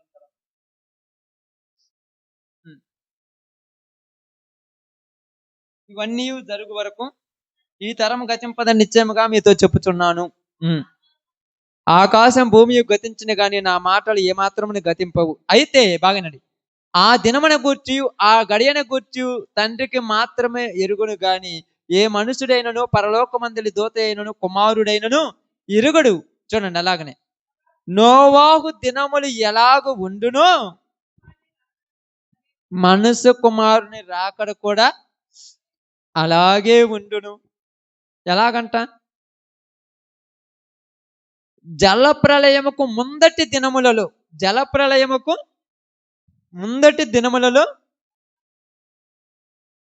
నోవాహు వాడలోనికి వెళ్ళిన దినము వరకు వారు తినుచు త్రాగుచు పెండ్లి చేసుకొనొచ్చు, పెండ్లికిచ్చుకొనొచ్చు ఉండిరి. జలప్రళయం వచ్చి అందరిని కొట్టుపోవు వరకు ఎరగకపోయిరి. అలాగునే మనసు కుమారుడి రాకడ ఉండును. బాగా నన్ను గమనించండి. ఇప్పుడు ఇదే విషయం చూడండి, లూకా సువార్త 21 అధ్యాయము. ఇదే విషయం, కొత్త విషయం ఏం కాదు. లూకా సువార్త 21 అధ్యాయం. సంఘానికి మరీ హెచ్చరిక మాటలు ఇవన్నీ. 21 అధ్యాయము 34 నుంచి చదువుదాం. మీ హృదయములు, బాగానండి, ఒకవేళ తిండి వలనను మత్తు వలనను ఐవిక విచారముల వలనను మందముగా ఉన్నందున ఆ దినము అకస్మాత్తుగా మీ మీదికి ఉరి వచ్చినట్టు రాకుండా మీ విషయమై మీరు జాగ్రత్తగా ఉండుడి. చూడండి ఏమంటున్నాడు, మీ హృదయములు ఏంటి అంట అంటే ఎవరి గురించి మాట్లాడుతున్నారు ఇక్కడ? మనసు గురించి మాట్లాడు. ఎందుకు మాట్లాడుతున్నాడు? అవసరం ఏముంది, మాట్లాడాల్సిన పని ఏంది? దేని గురించి మాట్లాడుతున్నాడు? మనిషి గురించి. దేని గురించి మాట్లాడుతున్నాడు? ఆ దినము గురించి మాట్లాడుతున్నాడు. ఆ దినము, ఆ కాలముల గురించి. కాలాలు కావాలి కదా. ఇప్పుడు మీకు అందరికి అర్థం కావటం చెప్తాను. కోతకాలం వస్తుంది అంటారు. కోతకాలం తెలుసుగా మీ అందరికి. కోతకాలం వచ్చినప్పుడు పొలాలు ఉంటాయి. పొలం ఉంటుంది కదమ్మా. పొలంలో ఇప్పుడు సజ్జలు వేస్తారనుకోండి, సజ్జలు పండుతాయి. అవి పైరు కొద్దిగా ముదురుద్ది, కంకులు బాగొట్టాయి. ఆ టైంలో కోతకాలం ముందు సమయంలో, కోత కోసే ముందు టైంలో ఆ పొలాన్ని ఏం చేయాలి? ఏం చేయాలమ్మా? మీరు నేనేం కొత్త మర్మమని చెప్పలే. మీరు ఎప్పుడన్నా తెలుసా? చూసి వస్తారా? మీకు తెలిసిన పంట గురించి చెప్తాను. సద్ద వేస్తాం కదా, మన అందరం సజ్జలు వేస్తాం కదా. సజ్జ వేసినప్పుడు ఇంకొక నెలకు, ఇంకొక 10 రోజులు కొయ్యాల్సి వస్తుంది. 10 రోజులు కోసే ముందు వరకు ఆ యజమానుడు ఆ పొలాన్ని ఏం చేస్తాడు? చుట్టూ కంచేస్తాడు, కావలి వాడిని పెడతాడు. దేనికి? పిట్టలు వస్తాయి. ఇంతకుముందు రాలేదుగా, గింజలు లేవు కదా. ఇప్పుడు గింజలు పట్టాయి కదా, ఇప్పుడు వస్తాయి పిట్టలు. మీకు అర్థం కాదా? ఇప్పుడే ఫలించే దినాలు, క్రైస్తవులు ఫలించే దినాలు ఇప్పుడే పిట్టలు వస్తున్నాయి. జాగ్రత్త. ఫలించినప్పుడు వస్తాయా? ఇంతంత మొక్కలు ఉంటాయి, ఇంతంత ఉంటాయి. సొద్ద కంకులు, సొద్ద అంటూ ఉంటుంది. వెన్నులు వస్తాయి. వెన్నులు వచ్చినప్పుడు ఏమైనా కాపలా పెడతారా? సొద్దజన్ దగ్గర పొమ్మంటే ఏముందని పోయి రావాలి ఆడికి? చుట్టూ కంపేసాం కదంటాం. కంపేసాం కాదన్నట్లా, కంపేస్తే ఏం రావు కదంటే ఏం రావంటారు. ఇప్పుడు బాగానండి, ఇప్పుడు కూడా కంకులు వచ్చాయి. కంకులు వచ్చిన తర్వాత కూడా కంపేసిన కదా చుట్టూ. మరి ఎందుకు పొమ్మంటున్నారు? ఆమేన్. ఇప్పటి వరకు నిన్ను కాపాడుకోవడానికి సంఘం ఇక్కడ ఇలా ఉంది. కానీ ఇప్పుడు ఏంది? పై నుంచి కొన్ని పిట్టలు వస్తాయి, కాకులు వస్తాయి. ఏంటి ఇంకా నల్లంచి పిట్టలు చాలా వస్తాయి కదా. మీకు చూస్తారు కదా, ఒక్కసారి పోయి డబ్బా కొట్టగానే ఒక గుంపులాగా లేచిపోతుంది. కనీసము అరెకరా లేదా పావు ఎకరా, ఒక 20 సెంట్లు సజ్జేసిన అనుకో, ఒక్క కంకిలో నుంచి ఒక్క గింజనైనా, ఒక్క పిట్టైనా తినకుండా చేయటం వల్ల నవ్వుద్దా? ఆఫ్టర్ ఒక 10 సెంట్లు భూమినే మనం కాపాడుకోలేకపోతే మనల్ని మనం కాపాడుకోవడం చాలా డేంజర్. ఈ రోజుల్లో చాలా డేంజర్. మనం అనుకుంటాం ఇంతకు ముందు పంట రాలా. పంట లేనప్పుడు పిట్టలు రావు, ఏమి రావు. చుట్టుపక్కల నుంచే బర్రెలు వస్తుంటాయి, వెళ్ళిపోతుంటాయి. వాటితో పని లేదు అప్పుడు. కానీ ఇప్పుడు ఏమొచ్చాయంట? పంట వచ్చింది. ఏమన్నాడు? ఇప్పుడే పైరు ముదిరి కోతకాలం దగ్గర పడింది అన్నాడు యోహాను సువార్తలో. బాగా ఫలానికి వచ్చినప్పుడు పిట్టలు నువ్వు పిలవాలి, నువ్వు పోయి. అలాగే దేవునిలో నువ్వు ఫలించే కొద్దీ నువ్వు పిలవాల్సిన పనిలా. నీ మీదకి లేనిపోని దరిద్రం మొత్తనే ఉంటది. చుట్టూ పక్కల నుంచి వస్తుంటది. ఈ పిట్టను తోలితే ఈ పిట్ట, ఆ పిట్టను తోలితే ఈ పిట్ట. ఎట్టు నుంచి వస్తుంటాయో తెలియదు. ఎన్ని వస్తుంటాయి, ఎన్ని వస్తుంటాయో తెలుసు. అసలు ఎప్పుడైనా చూసారా? అసలు ఇప్పుడు సొంత కంకులే లేవు కాబట్టి మనకు గుర్తులేదు చాలా మందికి. ఎన్ని వస్తాయో తెలుసు కదా. ఎందుకంటే పై కనపడేది ఏంటిది? అలాగే మీ జీవితం కూడా ఇప్పుడు అందరూ కనపడుతుంది. అబ్బా, ప్రార్థన చాలా బాగుపడినట్టుందిరా, చాలా బాగా ప్రార్థన చేస్తాను. ఇప్పుడు నీ మీదే పెట్టలు వచ్చేస్తుంది. కంకి కనపడింది పైకి, విత్తనాలు కనపడుతున్నాయి అందరికి. ఇప్పుడు నీ మీద పెట్రోల్ వచ్చి, ఇప్పుడు నీలో బుట్టుద్ది లేనిపోయిన దరిద్రమైన అసూయ, కోపము, అనుమానము, మౌనాలు, ఏంది వ్యసనాలు, ఏంది నీలో పుట్టకూడదంటే మనం పోరాడినది ఎవరితోనన్నాడు ఎఫెసీ పత్రికలో? అంధకార సంబంధమగు దురాత్మల సమూహముతోను ఆకాశ మండలమందున్న, ఆకాశంలో నుంచి తిరుగుతున్నాయి అవి నీ మైండ్లో పెట్టేసినాం ఈరోజు. పాపం మొన్నటిదాకా బాగా దేవుళ్ళో ఉన్నావు, దేవుళ్ళో ఎదుగుతున్నాము, దేవుళ్ళో ఉన్నారు క్రైస్తవులు, వీళ్ళు ప్రార్థనలు బాగా అన్ని చేస్తారు. ఏందిరా 2 రోజులు బాగుంటావు, 2 రోజులు నువ్వు మూతి ముడుచుకున్నావంటే విత్తనాన్ని గింజుకొని పోయింది. మళ్ళా కింద ఏం పెట్టాలి? మళ్ళా ఏం పెట్టాలమ్మా? సారం పెట్టాలి. అప్పుడే ఇంకొక విత్తనం మొలిచేది. లేకపోతే అన్నీ ఏమవుతాయి? ఏమవుద్ది చెప్పండి మీకు? గగ్గులు అంటారు తెలుసా? ఏంది కొయ్యలేదు ఏంటంటే సొద్దసేనంటే ఒట్టి గగ్గులు కోసుకుని ఏం చేసుకున్నాను అన్నాడు అప్పుడప్పుడు. ఎందుకంటే పెట్టలొచ్చి మొత్తము నువ్వు కాపలా పడదంటే నేను పోయినాను, ఏం చేయమంటావు? నిద్రాడబోను రోజు పోయి డబ్బా కొడతా ఉన్నా కొడక ఒక్కటే ఏం చేస్తారు? ఒక్క చేనే కదమ్మా మన యొక్క చేలోనే అనుకోండి, ఈ పొలాల మొత్తంలో ఒకే ఒక ఎకరా వేసిండు ఒకడు. అవి నిలబడతాయా? ఎందుకంటే పక్కన ఊరని ఉంటాయి కదా. అలాగే నీ కుటుంబంలో కానీ, నీ గ్రామంలో కానీ, నువ్వున్న ప్రదేశంలో కానీ నువ్వే పండే పంటవి. అందుకే నీ మీదే ప్రపంచం కన్ను. నువ్వు అనుకుంటావు నేను జాగ్రత్తగా ఉన్నానని, సొతకం కూడా అనుకుంటాను నేను జాగ్రత్తగా ఉన్నానని. పెట్టొచ్చి ఆ గింజను లాక్కుపోతాను తెలుసా? పెట్టొచ్చేటప్పుడు ఏమనుకుంటుంది తెలుసా? ఈసారి వచ్చినప్పుడు గట్టిగా ఉండాలనుకుంటుంది. అది మూతి పెడితే పటక్కని లాక్కోపోద్ది ఊరినే దాన్ని. అలాగే ఇక్కడ బాగా గమనించి ఆలోచించండి. కాలము సమీపించినప్పుడు మీకు అర్థం కావటానికి ఏం చెప్తున్నాడంటే ఇక్కడ, నోవాహు ఓడలోనికి పోయే ముందటి దినము వరకు జనులు తినుచు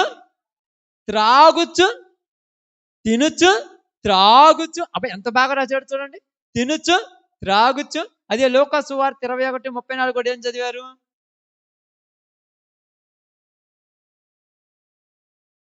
మీ హృదయములు ఒకవేళ తిండి వలనను మత్తు వలనను. బాగానండి, తిండి మత్తు అంటే ఇంతకుముందేం తిండి లేదా? ఇప్పుడు కూడా తిండి ఉంది. ఇంతకుముందేం మత్తు లేదా? ఇప్పుడు మత్తుంది. మరి ఇంతకుముందు కంటే ఇప్పుడు ఎందుకు ఎచ్చలవిడిగా తయారైపోయారు జనాలు? మనం ఇక్కడ కూర్చొని ప్రభువా యేసు నామములో తండ్రి ఈ మద్యపానం నుంచి వీళ్ళకి విడుదల కలిగించు. కాలం దగ్గర పడింది, నువ్వు ప్రార్థన చేసి తాగుతురా. కాలం దగ్గర పడింది. ఎందుకంటే ఎప్పుడైతే వాడి హృదయం దాని మీద నుంచి పక్కకు వస్తుందో అప్పుడు ఎవరైపోతాడు? అది అంటే మనకి ఏంటి చూసిన వరి ఇది వరకు ఎప్పుడన్నా మందు తాగాలనుకుంటే ప్రజలు అట్ట దగ్గర తెలుసు, ఊరికి తెలియకుండా దొంగసాటుకు పోయి యానో తాగి వచ్చేవాళ్ళ ఇంటికి. ఇప్పుడు తల్లిదండ్రుల ముందే పబ్లిక్ గా పచ్చిగా తాగుతున్నారు. కాలం ఏమైంది? అప్పుడప్పుడు ఏమంటారు తెలుసా? వీడికి పొయ్యే కాలం వచ్చింది, వాడికి పొయ్యే కాలం రాలా, కాలమే పొయ్యేదాడి అనమాట. పబ్లిక్ గా నడి బజార్లో అడిగేవాళ్ళు ఎవరు? ఎందుకు అడగట్లేదు? మనకెందుకు అనుకుంటున్నారు? నీకు అర్థం కాదు, నీకు తెలియకుండా నిన్నే ఎరబట్టేస్తున్నారు. ఎవరైనా అడుగుతున్నారా? ఎవరైనా ఒక్కరైనా అడిగే వాళ్ళు ఉన్నారా?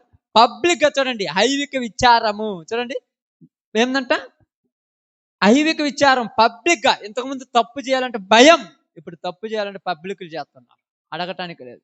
నేనేమంటారు తెలుసా? నేను తప్పు చేస్తే, నా శరీరంతో నేను పాపం చేస్తే నీకెందుకు? అక్క లేకుండా అడిగేస్తున్నారు. ఏందిరా ఎంత ఇచ్చలవిడిగా తయారైపోయారంటే క్రైస్తవుడికి ఏంటిది ఇది? హెచ్చరిక. నేను ఈరోజు బైబిల్ ఈ మధ్యకాలంలో కొద్ది ప్రార్థనలకు మనం అటు బయటకు కూడా బాలేదు కదా. ఎక్కువ చదువుతున్నప్పుడు నాకు అర్థమైంది ఏంటంటే సెల్ ఫోన్లో చదువుతా ఉంటాను నేను ఊరకని అక్కడి ఇంట్లో పడుకుంటాను. వింటున్నప్పుడు నాకు అనిపిస్తుంది ఇంతగా అంతం అయిపోవటానికి కారణం ఏంటంటే దగ్గర పడింది దేవుని రాకడ. అందుకే చూడండి బాగానండి, మీ హృదయములు ఏమన్నాడు? మీ హృదయములు ఒకవేళ తిండి వలనను మత్తు వలన ఐవిక విచారం వలనను మందముగా ఉన్నందున ఆ దినము అకస్మాత్తుగా మీ మీదికి ఉరి వచ్చినట్టు రాకుండా మీ విషయమై మీరే జాగ్రత్త. పక్కన వాళ్ళు జాగ్రత్త. నేను పొద్దుగూకులు చేస్తే మీరు జాగ్రత్త ఉండరమ్మా. నేను చెప్తున్నా ఒక సేవకుడిగా. కాపలా కాసేటువంటి వాడు ఎంత తోటి కాపలా కాస్తాడు? ఒక టైం ఉంటది. కానీ వీళ్ళేం చేయాలి? జాగ్రత్త పడాలి. మీ విషయమై మీరే జాగ్రత్త. ఎందుకంటే లోకాన్ని చూసినప్పుడు బాగానండి. లోకాన్ని చూసినప్పుడు నీ గురి నువ్వు మర్చిపోతున్నావు. అది గుర్తుపెట్టుకోవాలి క్రైస్తవుడు ఈరోజు. ఇశ్రాయేలీయులకు చెప్పాను, ప్రపంచం అభివృద్ధి చెందుతుందన్నా వాళ్ళు ఏమన్నారు తెలుసా? మా పని మేము చేసుకొని పోతాం, మేము అభివృద్ధి చెందుతామన్నారు. కానీ వాళ్ళ గురి మర్చిపోయారా? తిన్నా, తాగినా, కొత్తవి కనిపెట్టినా, ఎంత ఐరన్ డోమ్ కనిపెట్టినా, కొత్త కొత్త మందు పదార్థాలు, అణుబాంబులు ఎన్ని కనిపెట్టినా ఎందుకు అంటే దేవాలయం కట్టడం కోసమే. ఈరోజు క్రైస్తవులు ఎలా మారిపోయారంటే దేవాలయం అనేది వాళ్ళ జీవితంలో అసలు గుర్తే లేదు. ఆ ప్రార్థనకు వచ్చిన ఒక్క గంటే, తర్వాత ఇంటికి పోతే ఏమన్నాడు చూడండి. చదువు మత్తయి సువార్తలో ఆ మాట చదువు. ఒక మాట నాకు చాలా బాగా నచ్చింది. ఆ మాట చూడండి. జలప్రళయం ముందటి దినములలో నోవాహు ఓడలోనికి వెళ్ళిన దినము వరకు వారు తినుచు త్రాగుచు పెళ్లి చేసుకొనుచు పెళ్లికిచ్చుకొనుచు నుండి జలప్రళయము వచ్చి అందరిని కొట్టుకొని పోవు వరకు ఏం చేయలేదంట? ఏమి చేయలేదంటే ఎరగలేదంటే ఎందుకు తెలుసుకోలేకపోయినారు? ఎందుకు తెలుసుకోలేకపోయారు చెప్పండి? అంతేనా? ఎందుకు తెలుసుకోవాలి? తింటమో తాగటమేనా? తినొచ్చు, త్రాగుచు, పెండ్లి చేసుకొనుచు, పెండ్లికిచ్చుకొనుచు, ఇల్లు కట్టుకొనుచు, నారు నాటుకొనుచు ఉండిరి అని రాయబడిందమ్మ. ఒకళ్ళు తినేవాళ్ళు తింటున్నారు, తాగేవాళ్ళు తాగుతున్నారు, పెళ్లి చేసుకునే పెళ్లి చేసుకుంటున్నారు, నారు నాటుకుంటున్నారు, పనులు చేసుకుంటున్నారు. దేవుని పనులు ఎవరైనా ప్రయాసపడే వాళ్ళు ఉన్నారా? ఏమంటారు తెలుసా? పని చేసుకోకపోతే రేపు పొద్దున్న దేవుడు ఏమైనా బోబెడతాడా? నేను చెప్తున్నా, దేవుడు బోబెట్టడు. రేపు పొద్దున్న నిన్ను మాత్రం తగలబెడతాడు. ఇది నేను పబ్లిక్ చెప్తున్నాను, ఒక దేవుని సేవకుడికి. భూ అయితే పెడతాడో పెట్టడం నాకు తెలియదు, తగలబెట్టడం మాత్రం కన్ఫామ్. నువ్వు ఇంత పని చేస్తున్నావు కదా దేవుని మందిరాన్ని వదిలేసి, మరి ఏమన్నా మీ సావు ఏమన్నా ఆపుకుంటారని చెప్పండి ఒక్కళ్ళైనా. ఒక 4 రోజులు ఏమన్నా ఆపుతారమ్మా? ఒక 15 లక్షలు పెట్టి ఒక పోస్ట్ పని ఏమైనా చేసుకుంటారు చావును? చేసుకుంటే బాగుంటాయి కదా తల్లి. అసలు చచ్చిపోయేవాళ్ళు ఇంతవరకు ఒక్కళ్ళు కూడా చావరు. డబ్బులు సంపాదించుకొని కుప్పలు పెట్టుకొని పెద్ద పెద్దలు ఉన్నారు కదా, బిలియనియర్స్ ఉన్నారు కదా, వీళ్ళందరూ కూడా టాటా బిర్లా, వాళ్ళు టాటా రత్న టాటా నేను చనిపోయారు. కుప్పలన్నీ ఆయన కూడా సంపాదించుకుంటే చూడండి. మరణ దినము ఎవరి స్వాధీనంలో ఉంది? అందుకు దేవుడు నీకు ఆయుష్ దేనికి ఇచ్చాడంటే మందిర నిర్మాణం జరగాలి. మందిర నిర్మాణం పనిలో ఉన్నారా? లోక పనిలో ఉన్నారా? చెప్పండి, ఆలోచించండి.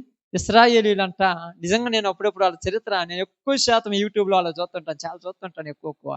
ఇశ్రాయేలీలంట వాళ్ళకు ఒక ఆలోచన ఉండేదంట. ప్రసవ దినం వచ్చింది, ఇదిగో ప్రసవానికి బిడ్డ రెడీ అయిపోయింది. ఎలాగంటే యుద్ధం జరుగుతుందంటే ఆ బిడ్డను అక్కడ పెట్టేసి పోయి యుద్ధం చేస్తారంట. రే నువ్వు మనిషివా గుడ్డివాడిని కూడా అనరంట వాళ్ళందరూ ఏమంటారు తెలుసా? ఈ ప్రాణం బతకాలంటే అక్కడ శత్రువు రాకూడదు. శత్రువు వీడికి వచ్చింది అనుకో, ఏమో బిడ్డ పుట్టిన ఉపయోగం ఏముంది? అర్థమైందా? ఎందుకంటే వీళ్ళకు చరిత్ర ఉంది వీళ్ళ దగ్గర. ఏ చరిత్ర ఉంది? ఐగుప్తు దేశంలో బానిసలైతే మా గర్భాన పుట్టిన పిల్లలు మేము చూసుకోవడానికి లేకుండా జరిగిన రోజులు అట్టటి మాకొద్దు. పిల్లలు పుట్టారు, కన్న తల్లి అంటే పిల్లోని ముద్దు పెట్టుకోవడానికి లేదంట అక్క. ఎందుకు లేదంట? మగ పిల్లాడని తెలియగాని ఎమ్మటే దేశపై నదిలో పారేసాడంట. కాళ్ళు పట్టుకున్నా కనికరం చూపలేదంట. అందుకేమన్నారు తెలుసా? ఆ దినాన మీరు అయ్యో ప్రభువా అంటారేమో గాని ప్రభు ఏం చూపడంట? జాలి దయ చూపించాడు కాదంట. ఏమనుకుంటున్నారు తెలుసా? మీరు సంపాదించిన మీ వెండి బంగారములే మీ మీద.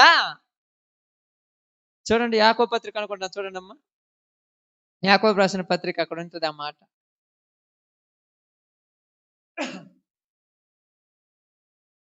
కనపడిందని చూడండి.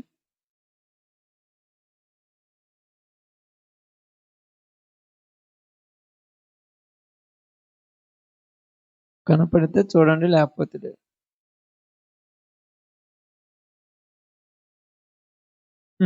5:3 మీ బంగారమును మీ వెండియు తుప్పు పట్టినను కాదు, పట్టినవి. ఎందుకంటే ఎప్పుడైనా బయట తీసుకోరు బంగారాన్ని ఎండిని, లోపల దాచిపెట్టి ఏమైనా అమ్మా తుప్పు పట్టినవి. వాటి తుప్పు మీ మీద సాక్ష్యముగా ఉండి అగ్ని వలె మీ శరీరములను తినివేయును. అంత్య దినముల యందు ధనము కూర్చుకొంటిరి కదా. ఊరకనే రాయబడింది బైబిల్ గ్రంథంలో. ఏందయ్యా ప్రళయం అంటే? నేను చెప్తున్నా చూడండి, ఇది ఒకవేళ అబద్ధం అయితే ఇప్పుడు దేవాలయం నిర్మాణం జరుగుతుంది అంటున్నాను కదా, అది జరిగితే యుద్ధం జరగకపోతే బైబిల్ అబద్ధమే. అది జరిగింది అనుకోండి, యుద్ధం జరగలేదు అనుకోండి, బైబిల్ అబద్ధమే. ఏమీ లేదు, పెయ్యలు వచ్చాయంటేనే 20-30 రోజుల నుంచి యుద్ధం జరుగుతూనే ఉంది. అది స్టార్ట్ చేస్తే యుద్ధం అవుద్దా? వాళ్ళు ఏమన్నా ఊరకుంటారా? వాళ్ళూరు వీళ్ళు ఇశ్రాయేలీలు, వాళ్ళూరు వాళ్ళు అబ్రహాం కొడుకులే, వాళ్ళు మామూలు వాళ్ళు ఇస్మాయేలీలు, వాళ్ళు ఆగార్ సంతానం. వీళ్ళకే గొడవ. ఇప్పుడు నేను గొప్ప అంతే కదా. ఇప్పుడు సంఘంలో కూడా అదే కదా, నేను గొప్ప ఇదే కదా. మన అందరికీ గోళ ఏడబెట్టి నీ గోళైనా కాకుండా ఏమన్నా చెప్పండి. గొప్పలు అనుకునే దగ్గరే గోళ. కానీ ఎవరు గెలుస్తారంట? ఇప్పుడు చెప్పాలి, ఎవరు గెలుస్తారంట? ఇశ్రాయేల్ కాదంట, ఎవరు గెలుస్తారంట? ఇంకా బైబిల్లోనికి పోండి. బైబిల్లోనికి వెళ్ళాలి. ఎవరు గెలుస్తారంట? వాగ్దానమును బట్టి పుట్టిన వాడే. ఆమేన్. ఎవరమ్మా? ఎవరు వాగ్దానమును బట్టి పుట్టింది? ఎవరు వాగ్దానమును బట్టి పుట్టింది? ఇస్సాకు గెలుస్తాడు. ఇస్మాయేలు సంతానం ఎప్పటికీ గెలవదు. ఇప్పుడు నువ్వు క్రీస్తు రక్తంలో కడగబడ్డావు. నువ్వు కూడా వాగ్దానం బట్టి పుట్టావా, వాగ్దానం లేక పుట్టావా? నీకు నీ మీద ఒక వాగ్దానం ఉంది. ఏమన్నాడు? 1 యోహాను పత్రిక 2వ అధ్యాయంలో ఏముంది? ఇదిగో మనకు వాగ్దానములు ఉన్నవి గనుక. మనకేమని అంట? మనకు ఒక వాగ్దానం ఇచ్చాడంటే 2వ అధ్యాయం 16-17 ఏడ ఉంటుందమ్మా 1 యోహాను పత్రికలో. అవన్నీ ఇప్పుడు తీయాలంటే చాలా. ఆయన మనకు ఒక వాగ్దానం చేసిందంట, చూడండి.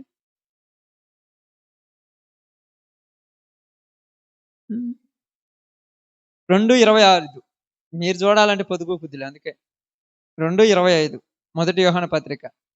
నిత్య జీవము అనుగ్రహించుననుదయే ఆయన తానే మనకు చేసిన వాగ్దానం. ఇప్పుడు నువ్వు వాగ్దానం ప్రకారం పుట్టావా, వాగ్దానం లేక పుట్టావా?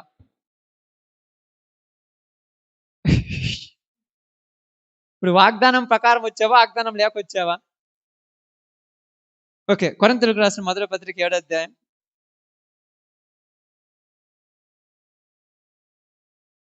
మొదటి పత్రిక 2వ పత్రిక చూద్దాం.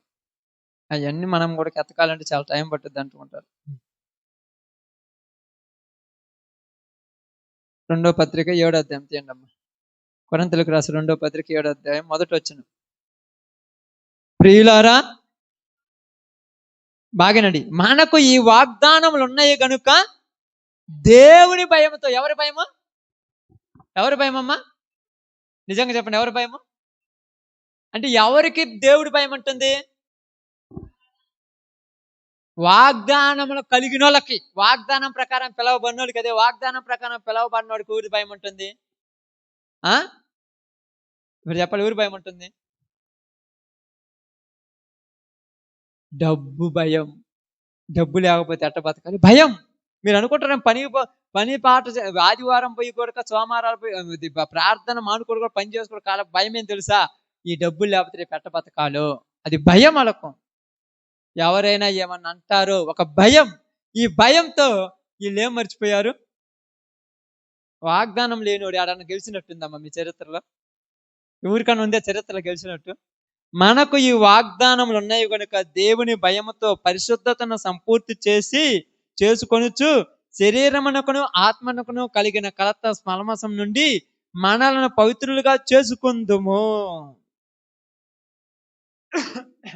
ఎందుకంటే చూడండి, మనకేముంది? వాగ్దానములు ఉన్నవి. మనకు వాగ్దానం ఉన్నాయి. అందుకే మనకు వేరే తపన లేదు వీడికి. ప్రార్థన అంటే భయం, దేవుడు అంటే ఆశ, ప్రార్థనకు రావాలన్న తపన, ₹1,00,00,000 వదిలిపెడుతున్నాడు దేవుడి కోసం. ఎందుకమ్మా మీకు ఇంత పిచ్చి అంటే, వాడి పిచ్చి అనుకుంటున్నాడు. నీకు తెలుసు ఇదేంది? వాగ్దానం. నన్ను పిలుచుకున్నవాడు నమ్మదగినవాడు. నేను నిద్రపోయినా నా దేవుడు నిద్రపోయినాడు. ఇశ్రాయేలీయులు నిద్రపోయినా వాళ్ళ మైండ్లో ఏ దేవాలయం కట్టాలనే మైండ్ టెన్షన్ పుట్టుతుంది వాళ్ళకు. అసలు ఎందుకు నిద్ర వస్తుంది వాళ్ళకు? ఈరోజు నీతో నాతో ఇప్పుడు ఏమన్నాడు? దేవుని భయముతో పరిశుద్ధతను సంపూర్తి చేసు. అంటే ఇప్పుడు నా మీదకి నాకు కొన్ని పాపాలు ఉంటాయి, అంటే తప్పు చేయాలని శరీరం అనుకుంటా, శరీరంలో కూడా ఆత్మ కలమసం ఉంది. నాకు కొన్ని తప్పు చేయాలని ఆలోచనలు వస్తాయి. కానీ నాకు ఏ భయం ఉండాలి? దేవుని భయం ఉండాలి. అయ్యో దేవుడు ఉన్నాడు కదా, నేను రేపు నరకంలో తగలబడతాను కదా, నేను వాగ్దానం ప్రకారం పిలుచుకున్నది కదా, నా కోసం దేవుడు ఎన్నో సిద్ధం చేశాడు కదా, అమ్మో నేను చేయకూడదని నాలో ఉన్న దాన్ని తొలగించుకోవాలంతే. నా ముందున్న తొలగించుకోవాలి. అందుకన్నాడు, మీ శత్రువు మీ ఎదురు పడ్డప్పుడు మీరు వారిని ప్రేమించుడి అన్నాడు. ఎందుకు ప్రేమించాలంటే మీరు వాగ్దానం సంబంధమైన పిల్లలు. వాగ్దానం లేని వాళ్ళు అయితే అట్టనే ఉంటారు కదమ్మా. ఒకరోజు ఒకలాగా ఉంటారు, ఒకరోజు ఒకలాగా ఉంటారు. అప్పుడప్పుడు ప్రార్థన పొద్దుగూకులు చేస్తుంటారు, వీళ్ళకి మాత్రం పగలుంటాయి. మీరు అనుకోవచ్చు వీళ్ళు ప్రార్థన కొత్తన కూడా పగలున్నాయంటే, నేనేం చెప్తానంటే వాళ్ళు వాగ్దాన పిల్లలు కాదు. వాళ్ళతో మీరు పోటీ పడవచ్చా? ఎందుకు కాదంటే, సినిమాలు చూసారు మీరు ఎప్పుడన్నా? ఇప్పుడు ఆడ చూసిన అంటారు, ఇంతకుముందు చూసారుగా. చూసినప్పుడు ఏం చేస్తారంటే, ఇలం తరపున ఒకడు వచ్చి హీరో తరపున ఉంటాడు, ఈ సీక్రెట్లని వాడు చెప్పడానికి. అష్టటోలీలు వాగ్దానం లేని వాళ్ళు, దెయ్యం బిడ్డలు వచ్చి దేవుని సంఘంలో ఉండి మన సీక్రెట్లన్నీ పెట్టి మన మధ్య స్విచ్ పెట్టి వాడు దిగుకొని నవ్వుతుంటాడు. అప్పుడు నువ్వు పాట పాడితేనంట బాగలేదంట, ఊరు చెప్పారు వెళ్ళి అని చెప్పింది ఆమె దెయ్యం బిడ్డ. మీ ఇద్దరి మధ్య స్విచ్ పెట్టుకో. మీరేందో పెద్ద గొప్పలైనట్టు వీళ్ళ మాటలు నమ్ముతారు, బైబిల్ నమ్ముకుని నాకు అర్థం కాలేదమ్మా. నాకు ఇంతమంది చెప్పినారు నాకు అడుగు వచ్చి. నేను చెప్తాను ఒక దేవుని సేవకుడిగా, నాకు కొంతమంది మీద నా దగ్గరకు వచ్చి, మన సంఘమని కాదు చాలా చోట్ల పోతుంటా కదా, ఇంతమంది చెప్పారు. నేను చెప్పినోడు మాట పోనీ అనుకుంటాను. ఎందుకట్ట అనుకుంటున్నామంటే నాకు ఒక వాగ్దానం ఉంది. ఆ వాగ్దానం కోసం నేను దేవుడు బతికిచ్చాడు. ఎన్నో ప్రమాదాల్లో నుంచి బయటికి తీసుకొచ్చి నన్ను నిలబెట్టింది నా వాగ్దానం కోసం. ఇప్పుడు వీళ్ళు అన్నారని నేను ఇవన్నీ పరుచుకోకుండా పక్కా పోతే ఊరు బాగుపడి చేయాలి సంఘాన్ని. సంఘం గురించి పక్కన పెట్టు, అసలు నేను కరెక్ట్ గానా? అందుకని ఎప్పుడైనా చూడండి, ఎంతమందితోనైనా నా చేతనైనంత వరకు నేను కలిమిలిగా నవ్వుతూ మాట్లాడుతుంటాను. నీకు సిగ్గు లేదంటారు కొంతమంది, మనకు అది లేదని చెప్పాగా. పౌలు గారు అన్నాడు కదా, సువార్త నిమిత్తం నేనేం లేనివాడిని అన్నాడు. బైబిల్లో నేనేమో నవ్వుతారో చదువుతాను అనుకున్నావు జోకులుగా. బైబిల్ ఉంది. ఎందుకంటే నిన్ను ముఖం మీద తుమ్మినోడి దగ్గరికి పోతావంటే దేవుడు నన్ను అలా పెంచాడు. ఏం చేద్దాం? పెంపకంలో కూడా ఉంటాయేమో కొన్ని పద్ధతులు తెలుసా? పెంపకంలో పెంచే పద్ధతిని బట్టి కొన్ని వస్తాయి. అప్పుడప్పుడు అంటారు చూడండి, ముందు పేతురు గారు అన్నాడు, ప్రభు క్రీస్తు కూడా మీరు తన అడుగు జాడలేదు నడుచుకున్న వాళ్ళని మీకు మాదిరిగా ఉండిపోయాడు. మనకు మాదిరి ఎవరు? మరి యేసు ప్రభుని చూడాలి. పాస్టర్లను చూసేది నాకు అర్థం కాలే, ప్రకాశ్ని కానీ, లేకపోతే జాన్ రాజుని కానీ, లేకపోతే ఇంకొకరిని కానీ, వాళ్ళని చూసేది నాకు అర్థం కాలే. ప్రభుని చూడు. మేము చూడాల్సింది కూడా ఎవరిని? ప్రభుని. మిమ్మల్ని చూడం మేము. ఎందుకంటే మీరు అంటున్నానంటే మీరని కాదు, సంఘంతో చెప్తున్నాను. వీళ్ళు ఎలాగంటే పెద్దోళ్ళు చెప్పినట్టుగా కొబ్బరికాయ దొరికితే ఒకలాగుంటారు, దొరకపోతే ఒకలాగుంటారు. అంతే కదా, కొబ్బరికాయ దొరికితే సంతోషం ఉన్నట్టు ఒకలాగుంటారు. కానీ మనం చూసేది ఎవరి వైపు? పరుగు 10 మంది పరుగెత్తువాడు ఎవరిని చూడాలంట? తన ముందు ఉంచబడినటువంటి కిరీటం కొరకు ఓపికతో పరిగెత్తవలను. కొరింథీ రాసిన పత్రిక పౌలు గారు అదేగా చెప్పింది. ఎంత బాగా చెప్పాడు ఈ మాటలన్నీ చెప్పినప్పుడు.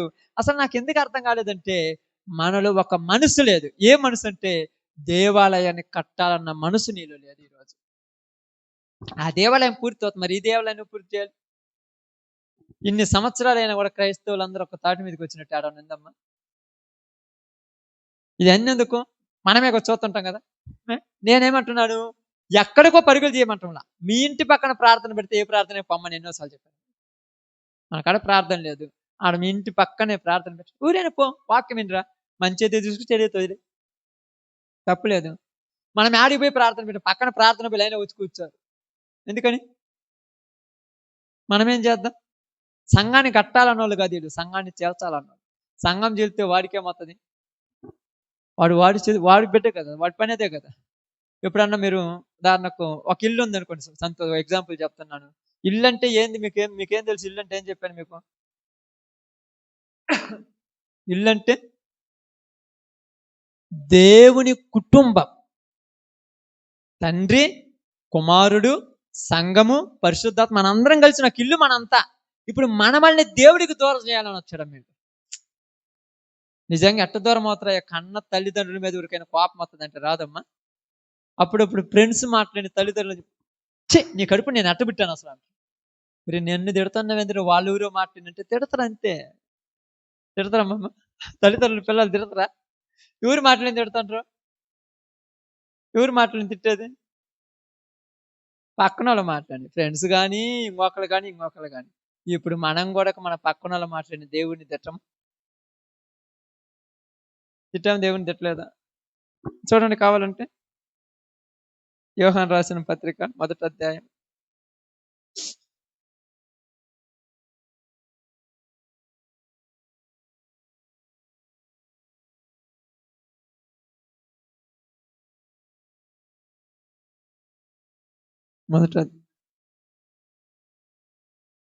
కాదు కాదు కాదు.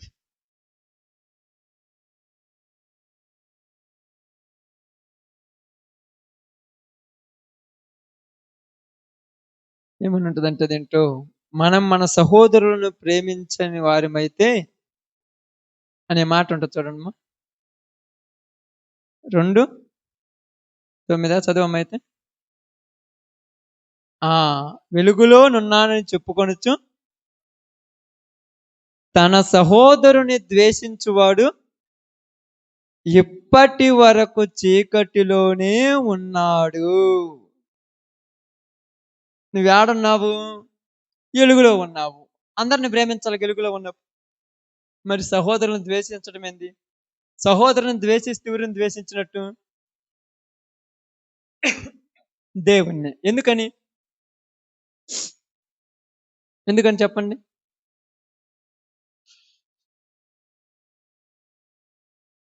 ఎందుకంటే మనము దేవుని స్వరూపం, ఆయన మనలో ఉన్నారు.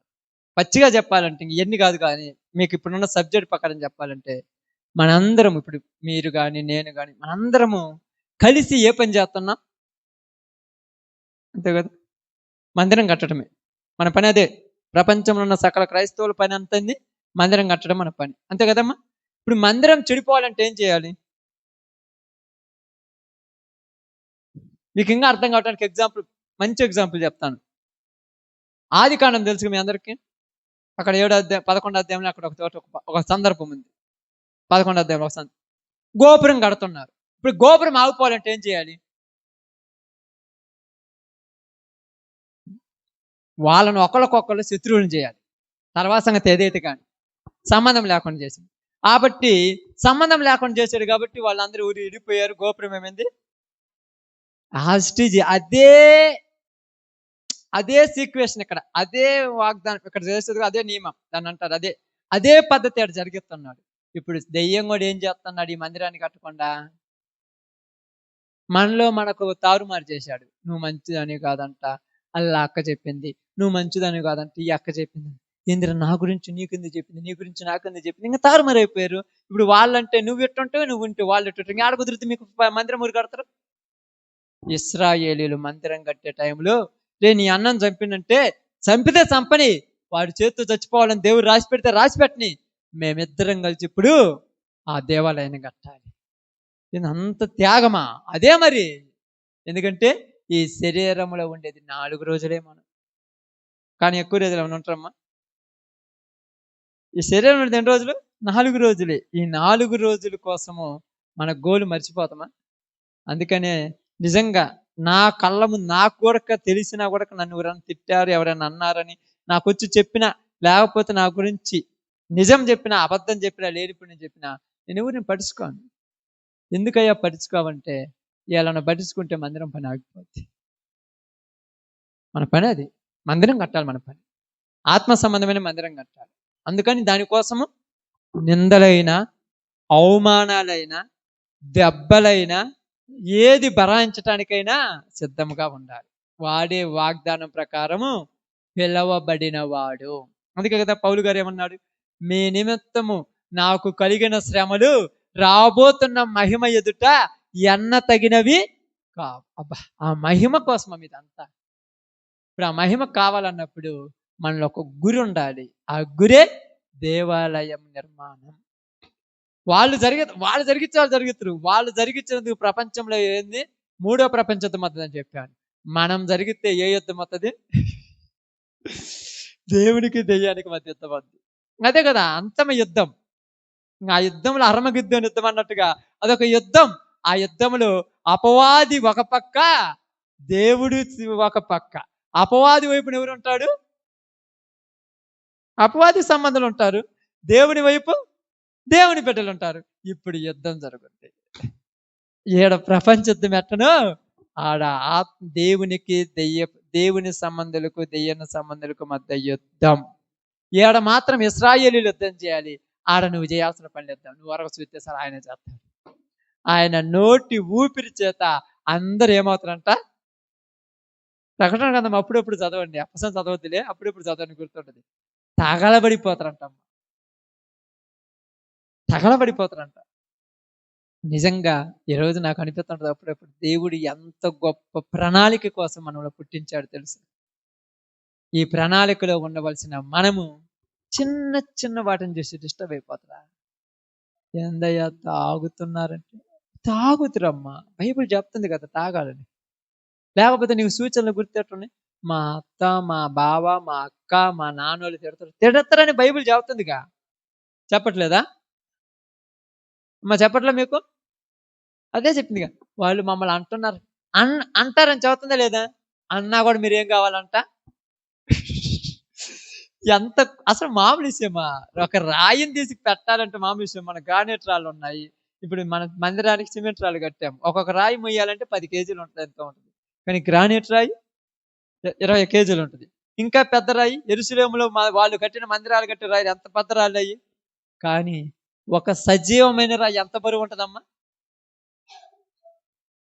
ఉదాహరణకు నేను పోయి అక్కడికి పోయి ప్రార్థన చేస్తుంటే వాళ్ళ ఇంట్లో వాళ్ళు నన్ను తిడతారు. ఏం వీళ్ళు తిడుతున్నారంటే, తిట్టకుండా ఉంటారా? నువ్వు దేవుని సైన్యము, అది దెయ్యపు సైన్యం. పబ్లిక్ ఇంతే, నిజమిది. నిన్నేమన్నా బంగారు తల్లి రామ్మ టీ తాగుతూ రమ్మంటారమ్మా? తిన్నవా లేదా కొద్దిగా తినిపోమంటారా? అట్లా చేస్తే ఊరు మొత్తం స్వార్థ చేయరు. యుద్ధం. ఇప్పుడు ఏమంటారు తెలుసా? మేము అప్పుడప్పుడు అంటాం, అడిగి పోతే మమ్మల్ని ఎవరికి అంటారు, మేము బాము, నువ్వు పాప ఊరికి నష్టం. ఊరికమ్మ నష్టము, ఊరికి నష్టం. నీకు నష్టము, నాకు నష్టం అసలు ఉండదు. ఆమేన్. దేవుని మందిరం ఆగిపోద్ది. మందిరం ఆగిపోతే ఏడుండాల్సి వస్తుంది? మీకు అర్థం కాదు. మందిరం ఆగిపోతే ఏడుండాల్సి వస్తుంది? ఇంకా ఈ బాధలు పడద్దు. మందిరం పూర్తయితే నువ్వు ఆ మందిరంలోనికి అంటే పరలోకంలోనికి పోతావు. అందుకని ఆ దినాలలో నోవాహు జల ప్రళయములో జనులు ఎలాగైతే ఆ దినాన ఓడ సిద్ధం చేసుకున్నాడో నోవాహు, ఈ రోజు కూడా యేసు ప్రభు వారు మనకేం సిద్ధం చేశాడు? వాళ్ళు ఓడలేకపోయిన వాళ్ళు అందరూ రక్షించబడ్డారు. ఇప్పుడు మనం ఎక్కడికి పోతే రక్షించబడతాం? మందిరం ఏడుంది? లేదుగా, ఇంకా కట్టలేదుగా. మరి ఎక్కడికి పోతే రక్షించబడతాం? అదే చెప్పింది కరెక్టే, మీరు చెప్పింది. దానికి ఒక వచనం ఉంది, దానికి ఒక నిర్వచనం ఉంది. సంఘము. ఆమేన్. ఏంటిది? సంఘము. ఎలాగంటే ఆనాడు వాన పడింది. వాన పడినప్పుడు ఏది ఎత్తబడిందమ్మా? వాన పడినప్పుడు ఏది ఎత్తబడింది?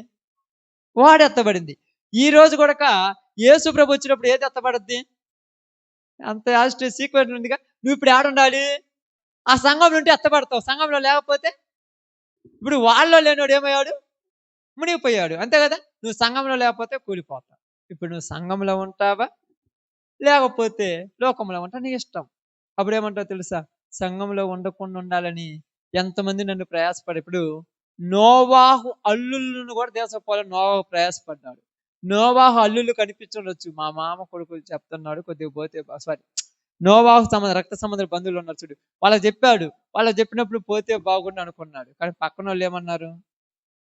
ఏంద్ర ఈ పిచ్చోడు మాట అంటున్నా, మనం ఎంత బాగా సంపాదించుకొని మిద్దెలు మేళ్ళ కట్టించుకుంటుంటే వాడు ఏం కట్టాడు? ఇల్లు లేదు, వాకిల్ లేదు, తినటానికి లేదు, ఏం లేదు, వాడే కట్టుకున్నాడు. వాడికి సిగ్గొత్తది అన్నాడు. వాళ్ళకి అర్థం కాల వాడు ఎందుకో. వారు ఎరుగలేదు. ఎరుగనప్పుడు ఏమొచ్చిందంట, జలప్రళయం వచ్చి అందరిని ముంచేసింది. నువ్వు కట్టుకుంటున్న ఈ ఓడ, సంఘం అనే ఓడ నిన్ను రేపు పైకి ఎత్తకపోయేది. ఆ దానిలోనే ఉండాలి. ఇప్పుడు దీంట్లో నుంచి బయటికి లాగాలనేది అందరి ప్రయత్నం అమ్మ. నువ్వు బయటికి పోతావా పోవా? ఎన్నిసార్లు పోయి వచ్చినమో కదమ్మా, ఎన్నిసార్లు పోయి వచ్చినమో. అప్పుడప్పుడు నేను చదువుతుంటా చూడు, స్కూల్లో పిల్లలు ఉన్నారు కదా, అది చదువుకుంటారు కదా, టిప్పుకోసారి ఇట్లా అంటారు, టిప్పుకోసారి పాస్ అయిపోతామంటారు. ఎందుకంటే స్కూలు రేపు అది కాదుగా, సంఘం ఎత్తబడితే నేను వస్తానంటే రాదుగా. కాబట్టి ఇంతవరకు ఒకవేళ వాగ్దానంలో లేకపోతే ఈ రోజు నుంచి మీ అందరూ చెప్తున్నాను, ఆ మందిరం రెడీ అవుతుంది, ఈ మందిరం కూడా రెడీ కావాలి. ఇది రెడీ కావాలి. నీవు నేను ఆగినంత మాత్రం ఇది ఆగదు, అది గుర్తుపెట్టుకున్నాం. మనం ఆగినంత మాత్రం ఆగుద్దా? ప్రపంచంలో ఎంతో మంది ఉన్నారు దీన్ని కట్టడానికి. సమస్తం అనేకులు వాళ్ళ శరీరాలు దారబోసి మరీ కడుతున్నారు. మనమేం కడుతున్నాం? మనం ఆగినంత మాత్రాన ఆగదు. నేను ఎవరి మీద అలిగి ప్రార్థనకు రానంత మాత్రాన ఆగదు. నేను డబ్బుల కోసమో, బంగారం కోసమో, ఫంక్షన్ల కోసమో ప్రార్థనకు రానంత మాత్రాన ఈ సంఘం కట్టడం అనేది ఆగదు. మరి నాకు నాకు నష్టం ఏంటంటే రేపు సంఘంలో లేకుండా వదిలేయబడతా. పాట పడతారు కదా, ఎత్తబడుట విడువబడుట బహుఘోరము, అదే గుర్తు కూడా రాలేదట.